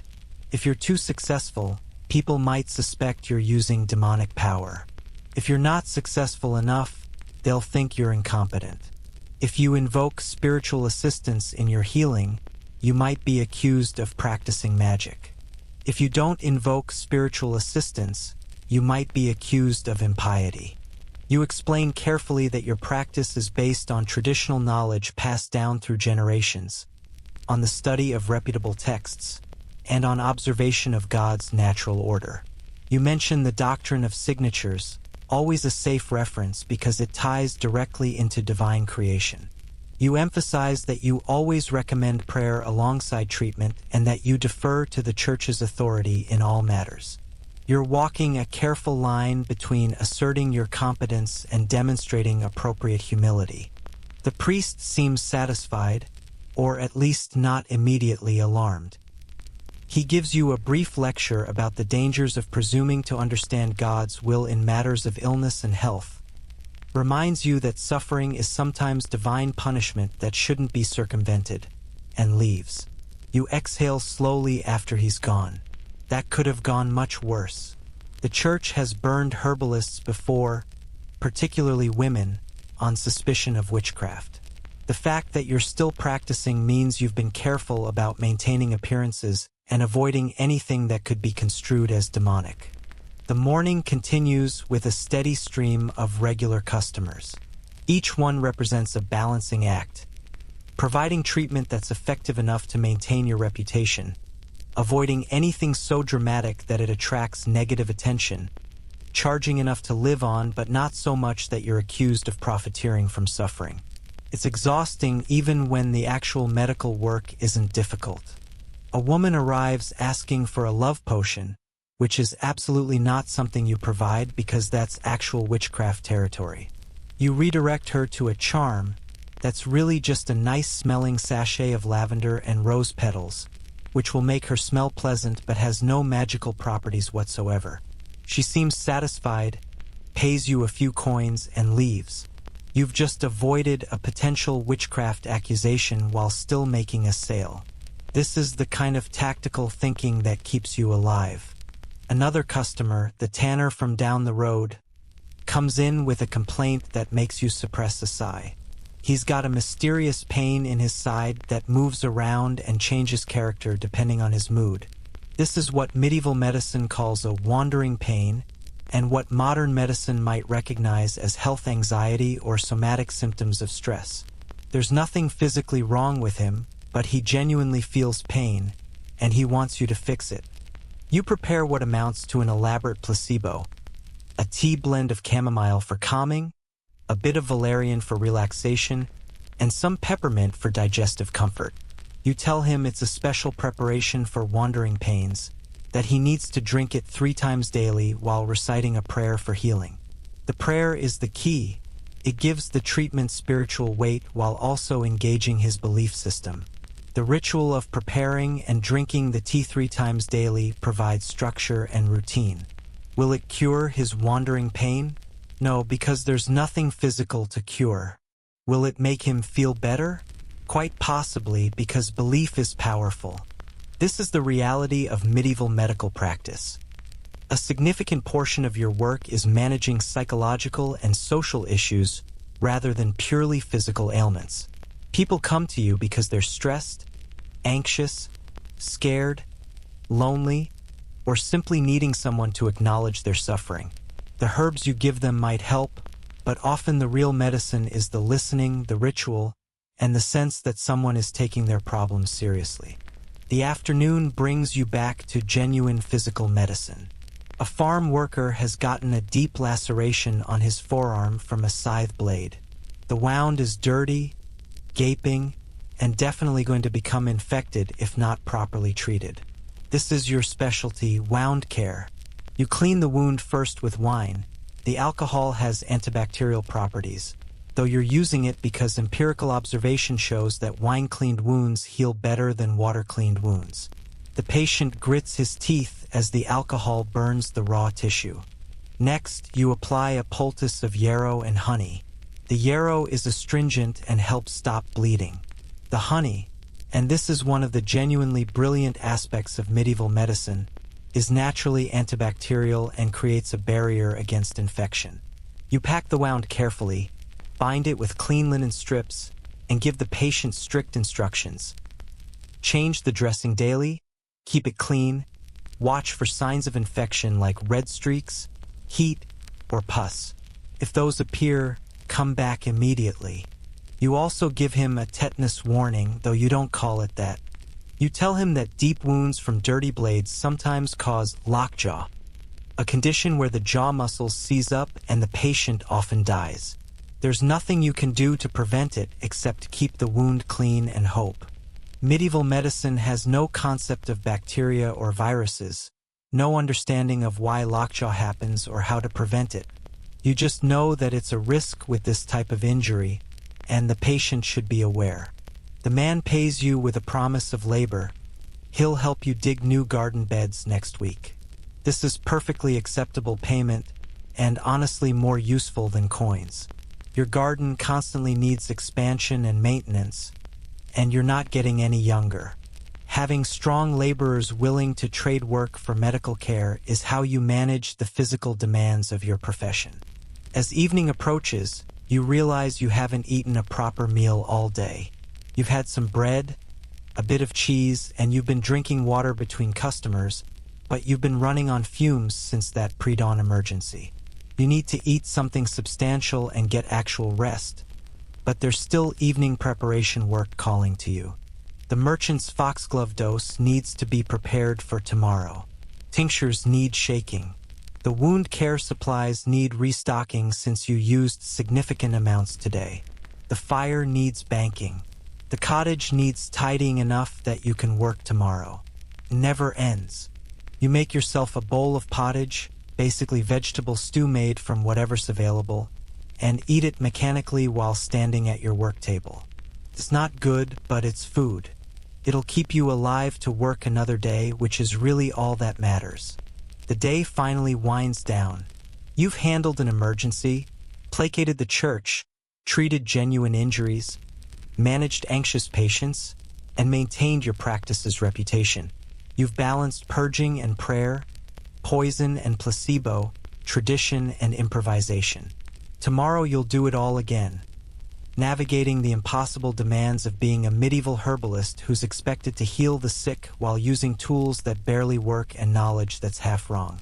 But tonight, you're simply too exhausted to worry about it. You collapse into bed, and for once, sleep comes quickly. You wake to a sound that makes every medieval person's blood run cold. Squeaking.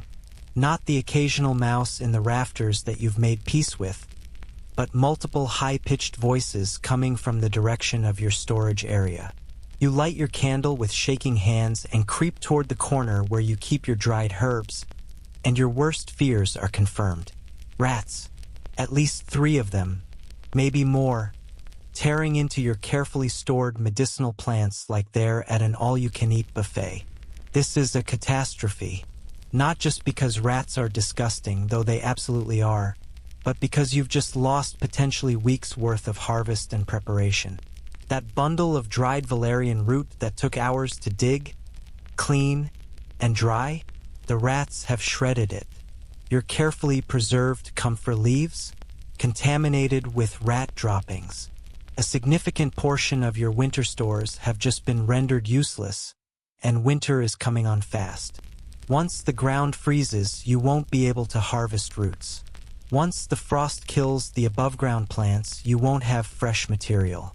Your stores are supposed to last you through the lean months, and the rats have just eaten into your survival margin. You chase the rats away. They scatter into the walls with infuriating ease and assess the damage by candlelight. It's worse than you thought. They've gotten into multiple bundles. They've chewed through the cloth bags you use for storage.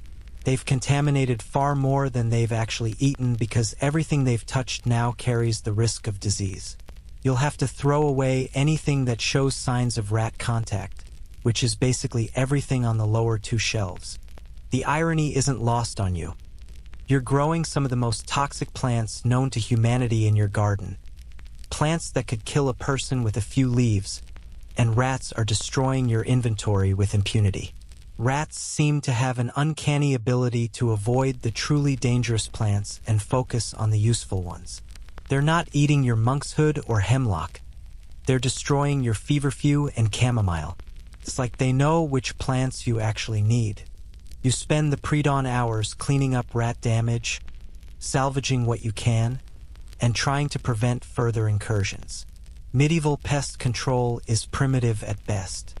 You don't have snap traps or poison bait or any of the tools that will be invented centuries from now. You have cats, but your cat, a semi-feral mouser who lives primarily outside, clearly isn't doing his job. You have folk remedies. Scattermint leaves to repel rats, or rue, or wormwood.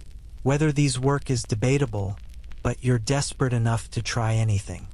The bigger problem is that your cottage has a dirt floor, wattle and daub walls, and a thatched roof. It's basically a giant rat habitat with a human living in it. The walls have gaps. The floor can be burrowed through.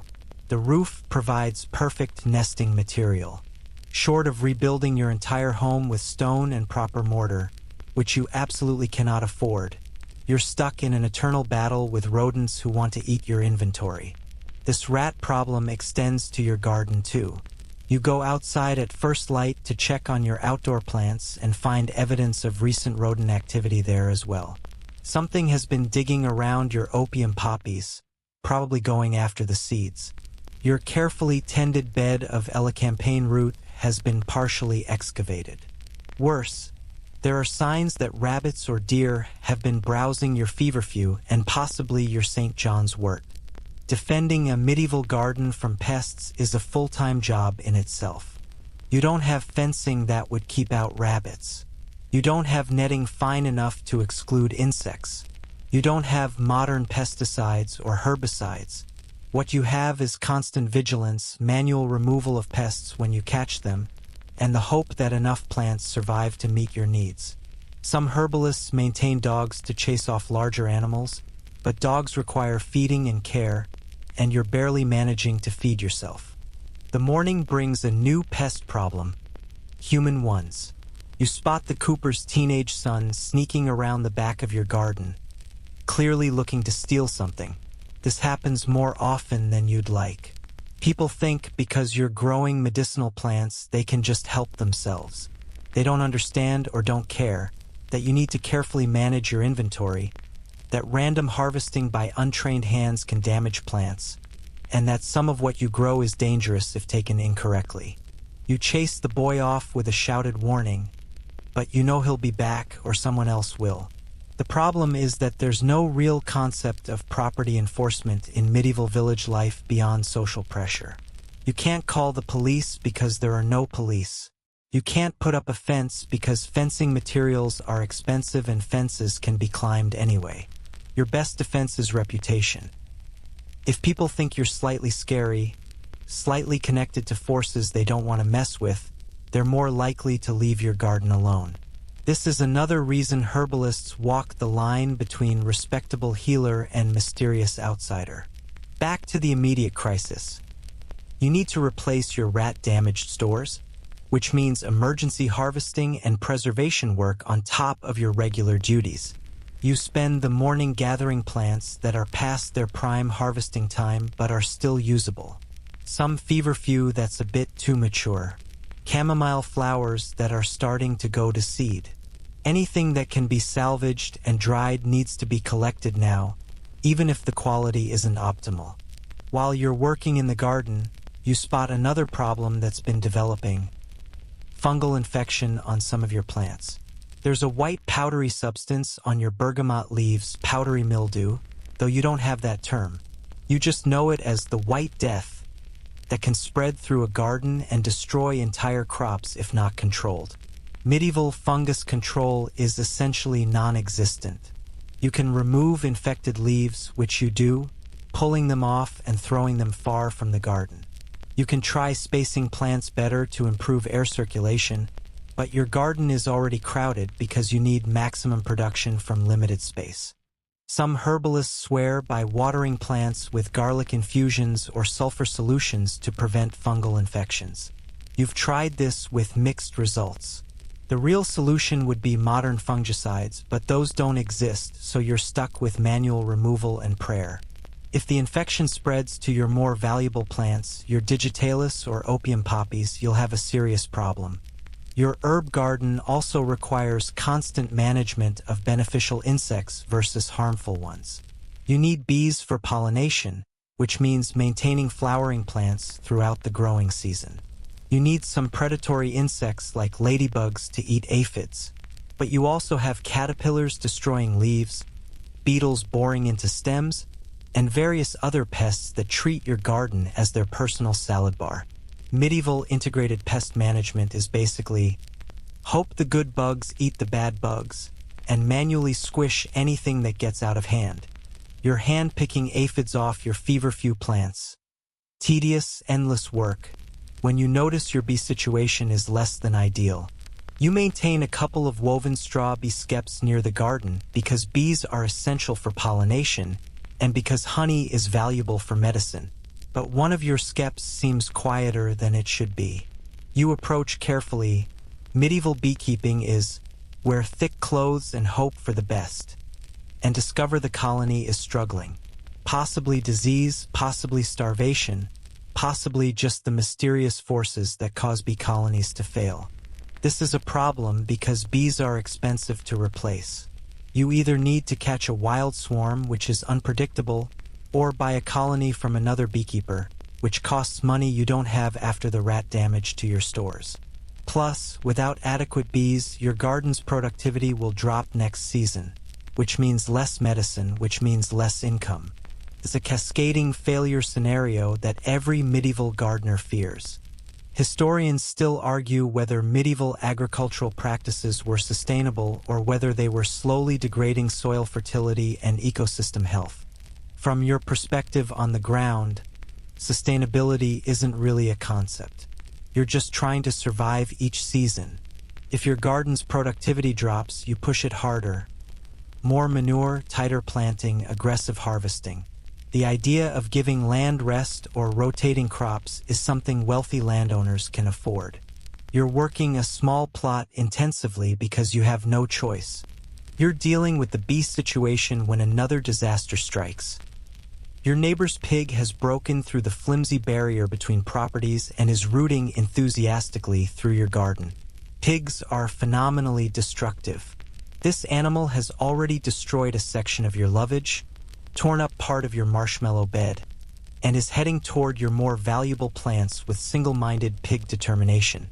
You drop everything and run, shouting and waving your arms to scare the pig away. It works, sort of. The pig retreats, but not before it's caused significant damage. Your neighbor appears, apologetic but not particularly concerned. Pigs get loose. Gardens get damaged. This is normal medieval life. She offers to help you replant the damaged areas, which is kind but doesn't solve the immediate problem that you've just lost medicinal plants you needed for upcoming preparations. The pig incident highlights a broader issue. Your garden isn't really yours in the way modern property ownership works. Yes, this is the plot attached to your cottage, and yes, you've cultivated it extensively, but there's no fence that would be respected as a legal boundary. Neighbors' animals wander through. Local children cut across it as a shortcut. Other herbalists sometimes borrow cuttings without asking. The concept of private property in medieval villages is fuzzy at best. You spend the rest of the morning doing damage control, replanting what can be salvaged from the pig destruction, setting up makeshift barriers that might deter future animal incursions, checking the rest of your garden for problems you might have missed. And everywhere you look, there's something demanding attention. Plants that need staking, weeds that need pulling, irrigation channels that need clearing, beneficial herbs that need harvesting before they go to seed.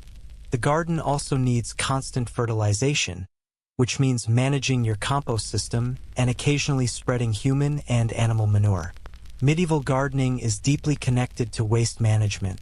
You cannot afford to throw away anything organic. Kitchen scraps, human waste, animal bedding, plant trimmings, everything gets composted and returned to the garden. This is both ecologically sound and occasionally disgusting, especially in summer when the compost heap reaches aromatic maturity. You're mixing compost into a depleted bed when you spot leeches in your medicinal leech pond. Yes, you maintain leeches. Medieval medicine uses them constantly for bloodletting, and having your own supply is more economical than buying them. The small pond at the edge of your property, really just a large, water-filled depression, serves as leech habitat. You feed them by occasionally wading in and letting them attach, which is as unpleasant as it sounds. But leeches are valuable, and a healthy leech population is part of a successful herbalist's operation. Today, you need to harvest a few leeches for a customer who's coming later for bloodletting treatment. You wade into the murky water, trying not to think about what else might be living in there, and wait for leeches to find you. Within minutes, you've got several attached to your legs. You carefully remove them. There's a technique to it that prevents them from regurgitating into the wound, and place them in a jar of clean water. These will be used later to draw excess blood from a patient who believes their headaches are caused by plethora, too much blood in the system. Does bloodletting actually help headaches? Almost certainly not, except in rare cases of genuine blood pressure issues. But it's expected treatment, it's based on humoral theory, and customers demand it. So you maintain leeches, and you'll apply them to patients, and everyone will feel like proper medicine is being practiced even though you're essentially performing ritual bloodletting based on incorrect theory. Your garden also includes less obvious medical resources. The patch of nettles that you carefully manage for their nutritional and diuretic properties. The comfort bed that provides wound-healing leaves. The small willow tree that you pollard annually for fever-reducing bark. Medieval herbalism isn't just about flowers and roots. It's about managing an entire ecosystem of useful plants, beneficial insects, necessary decomposers, and medicinal creatures like leeches. By midday, you've dealt with rats, humans, pigs, fungi, aphids, bees, and leeches. Your garden requires more active management than most people realize. It's not a peaceful sanctuary. It's a battleground where you're constantly fighting entropy, pests, weather, and simple bad luck. Every day something tries to destroy your work, and every day you patch the damage and keep going. The afternoon brings another livestock crisis. You discover that slugs have been decimating your young seedlings.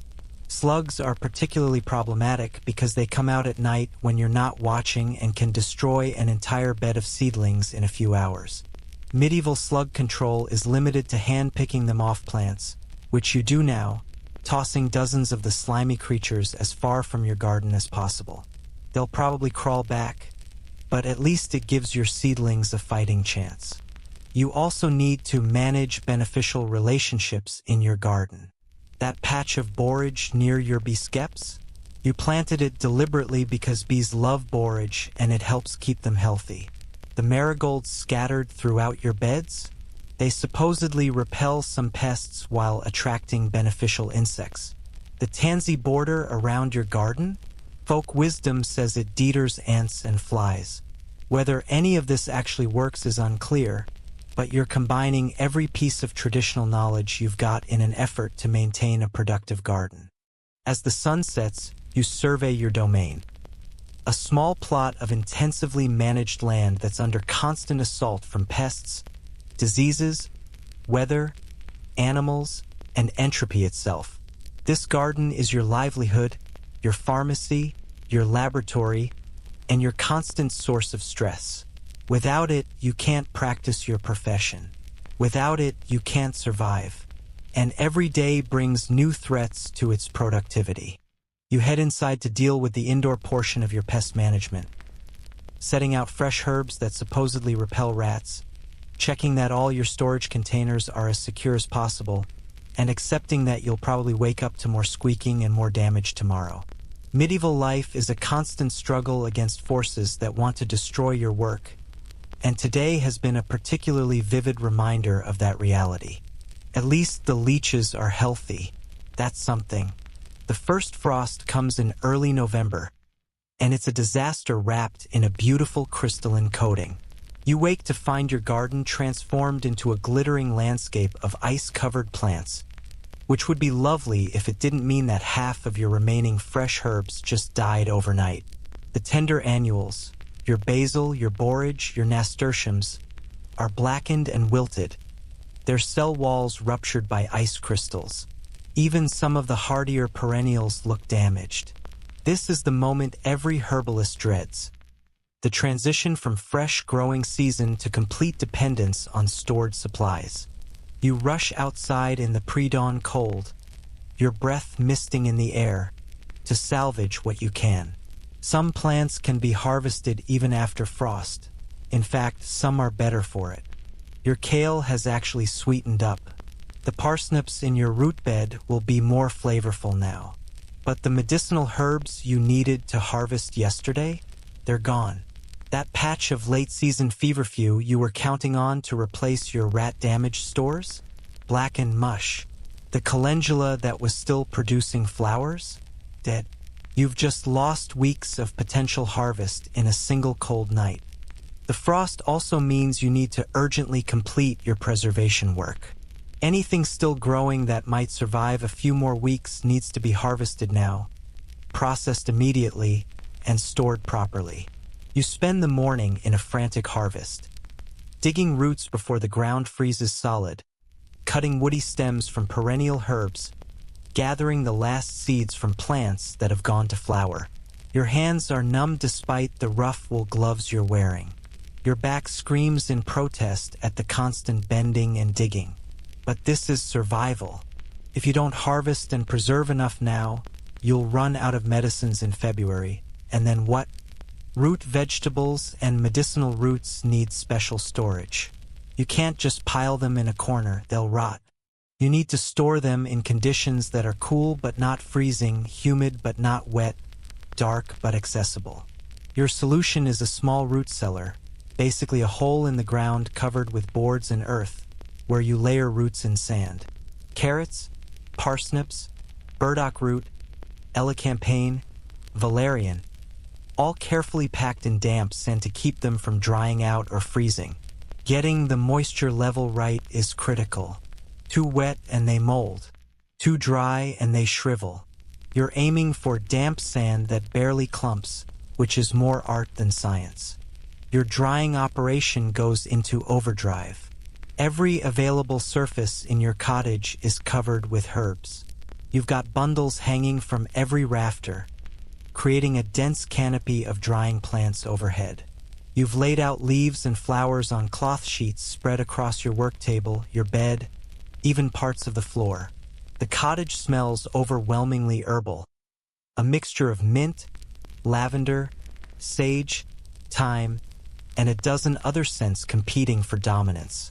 It's actually slightly nauseating when you first come inside, though you adjust after a few minutes. The key to successful drying is air circulation without excessive heat. Too hot and you destroy the volatile oils that make the herbs medicinally effective. Too cold and they don't dry fast enough, leading to mold. You need that perfect middle range of temperature and humidity that preserves the active compounds while removing enough moisture that bacteria and fungi can't grow.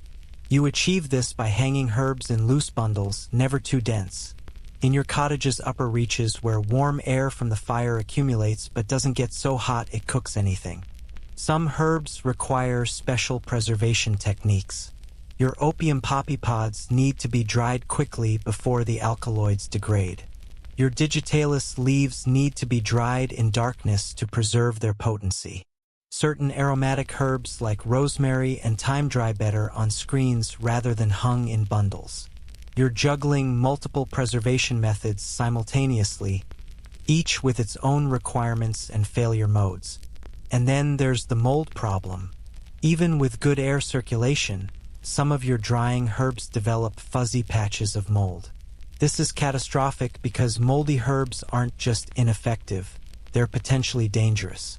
Some molds produce toxins that can harm patients. You have to inspect every bundle, every leaf, constantly watching for signs of contamination.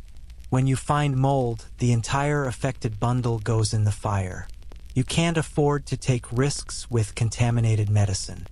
Preservation also means making preparations that will last through winter. You're frantically producing tinctures, alcohol extracts that remain shelf-stable for months. The process requires your expensive alcohol supply and careful measurement, but tinctures are essential for winter practice. You can't make fresh infusions when there are no fresh plants, and dried herbs lose potency over time. Tinctures preserve the active compounds reliably. You're also making syrups, which combine herbal infusions with honey to create stable, pleasant-tasting medicines. Honey is a natural preservative. It's too high in sugar for most microorganisms to survive, so syrups last well if prepared correctly. You make cough syrups from thyme and horehound, immune support syrups from elderberries, digestive syrups from fennel and ginger. Each batch requires hours of simmering, straining, mixing with honey, and bottling. Your entire cottage has become a production facility running at maximum capacity. Salves and ointments also need to be prepared in large batches. These are herbs infused into oils or animal fats, then solidified for storage. You make comfort salve for wounds, calendula salve for skin inflammation, arnica salve for bruises and sprains. The process involves gently heating herbs in oil or lard for hours, straining out the plant material, then allowing the infused fat to cool and solidify. Getting the proportions right is critical. Too much herb and the salve is too soft. Too little and it's not potent enough. Historians still argue whether medieval preservation techniques were effective or whether stored herbs lost most of their potency during storage. The answer is probably it depends. Some compounds are stable when dried. Tannins, for instance, remain effective in dried herbs for months. Other compounds degrade quickly. Vitamin C in herbs would be largely gone by midwinter. You're working without any way to test potency, so you're relying on traditional guidelines about which herbs store well and which need to be used fresh. The preservation work is physically exhausting and mentally taxing. You're running calculations constantly. How much feverfew do you need to get through winter? How many customers typically need cough remedies during cold season? What if there's an outbreak of some illness that depletes your stores faster than expected? You're trying to predict 6 months of medical demand based on past experience and guesswork. Your storage system requires organization that you're constantly struggling to maintain. You have clay jars, glass bottles, cloth bags, and wooden boxes, each containing different preparations. Some are clearly labeled with scratches or paint marks indicating contents. Others you identify by smell, appearance, or simply remembering where you put things. The risk of confusion is real. Grabbing the wrong jar could mean giving a patient a harmful substance instead of a helpful one. You've developed systems and mnemonics to prevent this, but the sheer volume of different preparations makes errors possible. Winter storage also attracts more pests. Rats and mice are looking for warm shelter and food, and your cottage is perfect for both. You're fighting a constant battle against rodents who want to eat your dried herbs, contaminate your stores, and generally destroy everything you've worked for. The cat helps, but even the best mouser can't be everywhere at once. You find evidence of rodent activity almost daily: droppings, chewed packaging, scattered plant material. Each incident requires cleaning, disposal of contaminated stores, and attempts to better secure your remaining supplies. The cold also affects your working conditions dramatically. Your cottage is barely heated. You have one fire that you use for cooking, warmth, and preparation work, and it's not adequate for keeping the space comfortably warm. You work in multiple layers of wool clothing, your fingers stiff and clumsy from cold. Fine work like measuring tiny doses becomes harder when you can't feel your fingertips. The fire needs constant feeding, which means constant wood chopping, which is more physical labor on top of everything else. Water becomes a serious problem in winter. Your well doesn't freeze, fortunately, but hauling water in cold weather is miserable. And you need lots of water for cleaning equipment, for making infusions, for basic hygiene. Every bucket of water represents a trip outside into the cold, drawing from the well with numb hands, carrying the heavy bucket back, trying not to slip on ice. In deep winter, you'll need to break ice off the well cover before you can even access the water. Food security becomes critical as well. You've been so focused on preserving medicinal herbs that you've barely had time to prepare your own food stores. You have some root vegetables, some preserved grains, maybe some salted meat if you could afford it this year. But winter is the hungry season in medieval Europe. Food prices rise. Fresh food disappears. People survive on stored grains, root vegetables, and whatever preserved foods they manage to put away. If you run short, there's no grocery store to visit. You either have food or you don't. Your economic situation becomes precarious in winter. Medical demand typically increases: more coughs, more colds, more people getting sick from the combination of cold, crowding, and poor nutrition. But payment becomes more difficult. People are living on stored resources too, and they're less likely to have spare cash or barter goods. You might treat someone who promises to pay you in spring when they have eggs or vegetables again. You're essentially extending credit and hoping everyone survives to make good on their debts. You're interrupted from your preservation work by a customer, the merchant with heart failure, who's struggling more in the cold weather. His condition is deteriorating despite your foxglove treatments. His breathing is labored even at rest. His ankle swelling has progressed up his legs to his thighs. He's clearly declining, and there's nothing you can do to stop it. Medieval medicine has no treatment for end-stage heart failure beyond palliative care. You prepare his usual foxglove dose, knowing it's no longer really helping, and add some herbs for comfort: hawthorn for its gentle cardiac support, linden flower for calming. You're transitioning from curative treatment to end-of-life care, though you don't phrase it that way.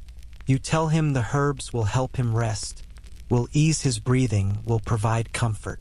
This is the hardest part of your job, acknowledging the limits of your knowledge and resources while still providing whatever support you can. He pays you with silver coins, more than the remedy is worth, and you both understand what's happening. He's ensuring you'll continue to help him through whatever comes next. You accept the payment and promise to check on him regularly. Medieval death often happens at home with family and community support, and the herbalist is typically involved in providing comfort measures. You'll probably be the one preparing his pain remedies as his condition worsens, possibly even preparing his body for burial when the time comes. The afternoon brings more urgent preservation work. A hard freeze is predicted for tonight, even harder than last night's frost, and you need to harvest absolutely everything that won't survive it. You're back in the garden, digging frantically, cutting stems, pulling roots. Your neighbors are doing the same in their vegetable gardens. There's a village-wide urgency to get everything out of the ground before it's locked in frozen earth until spring. This harvest is messier than ideal. You're grabbing plants at suboptimal stages of development. You're harvesting in cold conditions that make careful processing difficult. But perfection isn't an option. You need volume of material even if quality suffers slightly. You can compensate for reduced potency by using larger doses. You can't compensate for having no medicine at all. By evening, your cottage is impossibly full. Herbs hanging everywhere. Roots piled in every corner. Preservation projects in various stages of completion covering every surface. You can barely move without bumping into something. The air is thick with the smell of herbs and drying plant material. It's claustrophobic and overwhelming, but it's also your survival. Every bundle hanging from the rafters represents future income, future healing, future survival through the dark months ahead. You work late into the night by candlelight, bundling herbs, filling storage containers, organizing your winter pharmacy. Your hands move automatically through familiar motions, but your mind is doing complex calculations. How long will these stores last? What if demand is higher than usual? What if you get sick and can't work? What if? Winter is coming, and you're as ready as you can be. Your stores are full, or at least fuller than they were. Your preservation work is ongoing but progressing. You've done everything possible to ensure you can continue practicing through the cold months. Whether it's enough, well, you'll find out in a few months when you're either still in business or desperately trying to forage for frozen plants in the snow. For tonight, though you're exhausted, cold, and surrounded by the results of your frantic work, the cottage is a disaster of organized chaos. But you're still in business, still preparing medicines, still surviving. Tomorrow you'll probably wake up to find more rat damage and another crisis. But that's tomorrow's problem. Tonight, you're just going to sleep surrounded by the overwhelming scent of 1,000 drying herbs and hope that it's enough to get you through winter. It's late February when the plague arrives. Not the plague. Not the Black Death that wiped out a third of Europe, but a plague, one of those periodic outbreaks of disease that sweep through medieval communities and leave devastation in their wake. You first hear about it from a traveling merchant who passes through the village looking haunted. 3 villages to the east are sick, he says. Fever, swollen lymph nodes, people dying within days. Some say it's God's punishment. Some say it's miasma from the swamp. Some whisper darker explanations involving curses and witchcraft. You know what it probably is? Some kind of infectious disease, though you don't have the vocabulary for bacteria or viruses. You just know that illness spreads from person to person, that crowded conditions make it worse, and that once it starts in a community, it's almost impossible to stop. And you know, with sick certainty, that everyone is going to turn to you for help. You, with your herbs and your limited knowledge and your treatments based on theories that are completely wrong about how disease works. The first case appears 3 days later. A farmer's daughter, feverish and complaining of pain in her neck and armpits. When you examine her, keeping your face turned away, breathing shallowly, already terrified, you find the swollen lymph nodes that confirm your worst fears. It's here. It's in your village, and it's going to spread.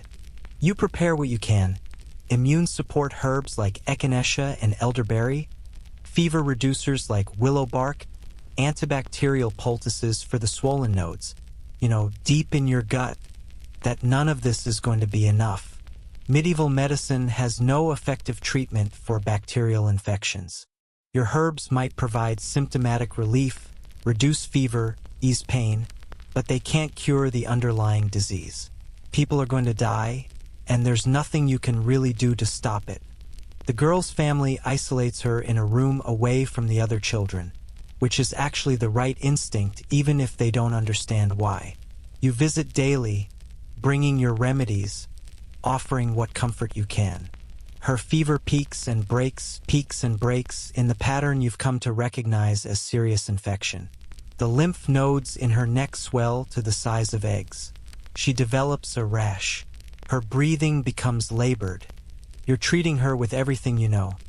Cold compresses for the fever, willow bark tea for pain and inflammation, poultices of drawing herbs on the swollen nodes, steam inhalations with eucalyptus and thyme to help her breathe. You're throwing everything at this disease, combining traditional remedies with desperate improvisation. And it's not working. She's getting worse despite your best efforts. By the end of the first week, 3 more cases have appeared. By the end of the second week, you've lost count.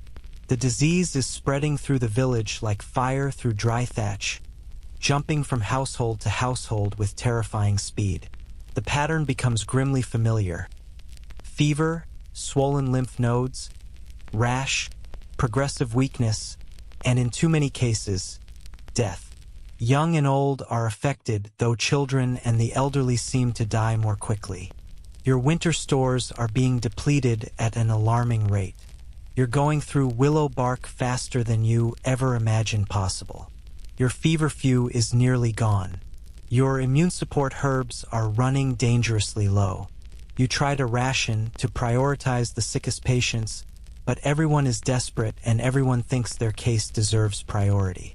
You're working 20-hour days, rushing from house to house, preparing remedies by candlelight at 3 in the morning, catching brief snatches of sleep when your body simply won't function anymore. The village priest is also overwhelmed, administering last rites to the dying, trying to comfort families, and increasingly looking to you for guidance. He asks if this is God's punishment for sin. You have no answer that won't get you in trouble. You say it's a sickness like any other, that God works through natural means, that prayer and medicine should work together. You're being politically careful even while people are dying, because getting accused of heresy won't help anyone. Historians still argue whether medieval medical practitioners understood contagion and disease transmission in ways that resembled modern germ theory. The evidence is mixed. People definitely noticed that disease spread from person to person and took isolation measures. They understood that disease was associated with filth and crowding, but they explained it through miasma theory, bad air, rather than understanding microorganisms. You're operating on practical observations without correct theoretical understanding, which means your preventive measures are hit or miss. You recommend that people avoid the sick, which is correct. You recommend burning the belongings of the dead, which is actually helpful for controlling infection. You recommend keeping houses clean and well ventilated, which can't hurt. But you also recommend carrying aromatic herbs to ward off bad air, which does nothing. You suggest that people balance their humors through diet, which is irrelevant. You're mixing good advice with useless superstition, and you have no way of knowing which is which. The worst part is watching your treatments fail. A child you've been treating for a week dies overnight, despite everything you've done. An elderly woman who seemed to be improving suddenly declines and is dead by morning. A young mother survives the disease but is left so weakened that she can't nurse her baby, who then sickens and dies. You're surrounded by failure, by death, by the clear evidence that your knowledge and your herbs are inadequate to the challenge. Your own health becomes a concern. You're exhausted, malnourished, you've been giving away food to sick families who have nothing, and constantly exposed to infected patients. You know you're at high risk of contracting the disease yourself. If that happens, if you get sick, the village loses its only herbalist. There's no backup. No one else has your knowledge or experience. You try to take precautions. Washing your hands obsessively, burning aromatic herbs in your cottage, eating what immune-supporting herbs you can spare. But you're not sure any of it actually helps. The community response to the plague reveals both the best and worst of human nature. Some families isolate themselves completely, refusing to help neighbors out of fear. Others share their limited resources, bringing food to sick households even at risk to themselves. Some people turn to religion, attending daily prayers and seeking divine intervention. Others turn to darker explanations, whispering about curses and looking for someone to blame. And some of them are looking at you. You're the herbalist, the wise woman, the person who deals with mysterious plant knowledge and prepares strange potions. If your treatments aren't working, maybe it's because you don't want them to work. Maybe you're responsible for the plague.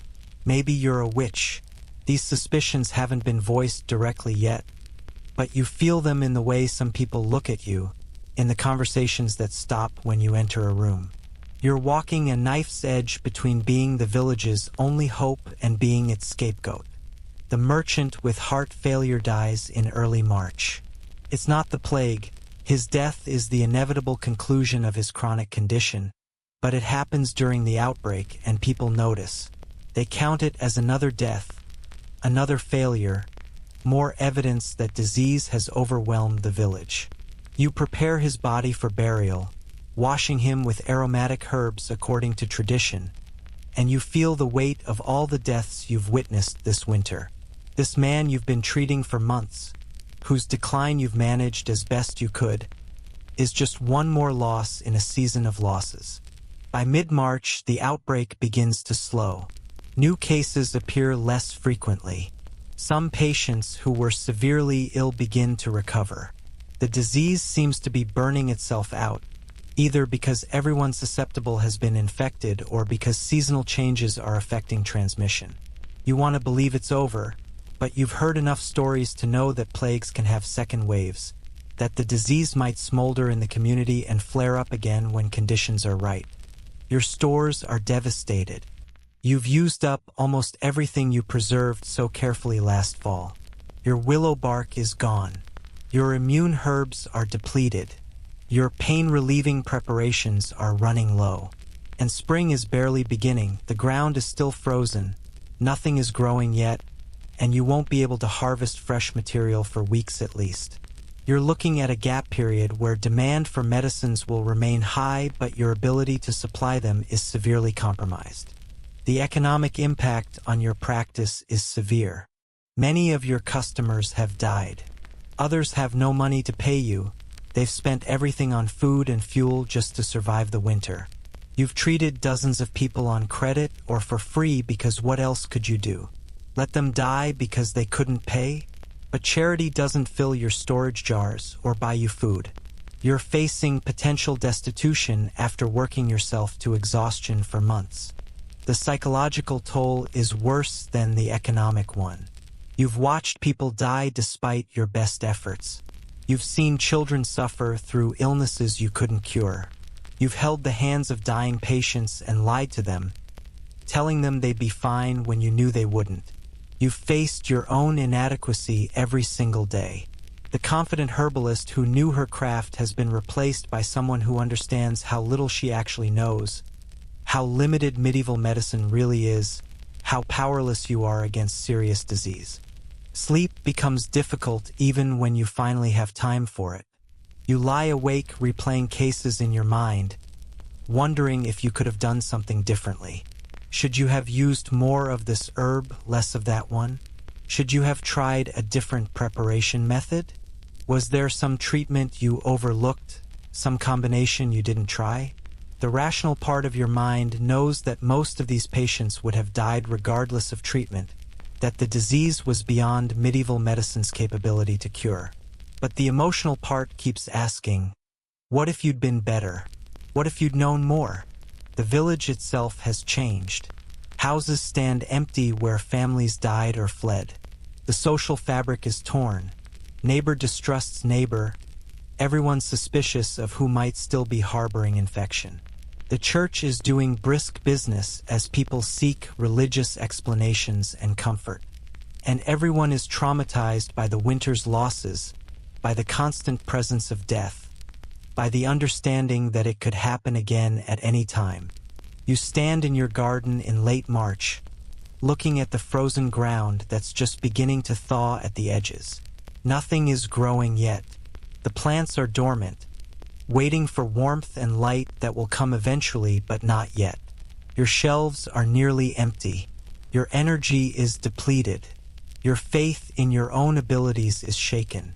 But spring is coming. The days are getting longer. Soon you'll be able to harvest fresh herbs, replenish your stores, and rebuild your practice. You think about the year ahead, the endless cycle of planting, harvesting, preparing, and treating, the constant battle against pests, disease, and entropy, the customers who will come with problems you can't solve and expectations you can't meet, the delicate balance between healer and scapegoat, between respected practitioner and suspected witch, the physical labor, the toxic exposures, the long hours, and the inadequate compensation. And you realize you're going to do it all again. Because what choice do you have? This is your profession, your identity, your purpose. You're the herbalist. People depend on you even when you can't save them. You provide what comfort medieval medicine can offer, which is sometimes healing and sometimes just a hand to hold during suffering. It's not enough. It's never enough. But it's what you have. The first green shoots are appearing in the warming soil. Feverfew pushing up new growth. Comfrey unfurling leaves. The perennials returning after their winter dormancy. Life continues. The garden continues. The work continues. You're exhausted and depleted and still facing months of rebuilding. But you survived the winter. You survived the plague. You're still here, still practicing, still doing impossible work with inadequate tools in a world that doesn't understand disease or healing or the massive gap between what people expect and what medieval medicine can actually deliver. Tomorrow someone will knock on your door with a complaint. You'll prepare a remedy from your depleted stores. You'll offer reassurance and hope and herbs that might help or might not. You'll continue the endless cycle of a medieval herbalist's work. Because this is what you do. This is who you are.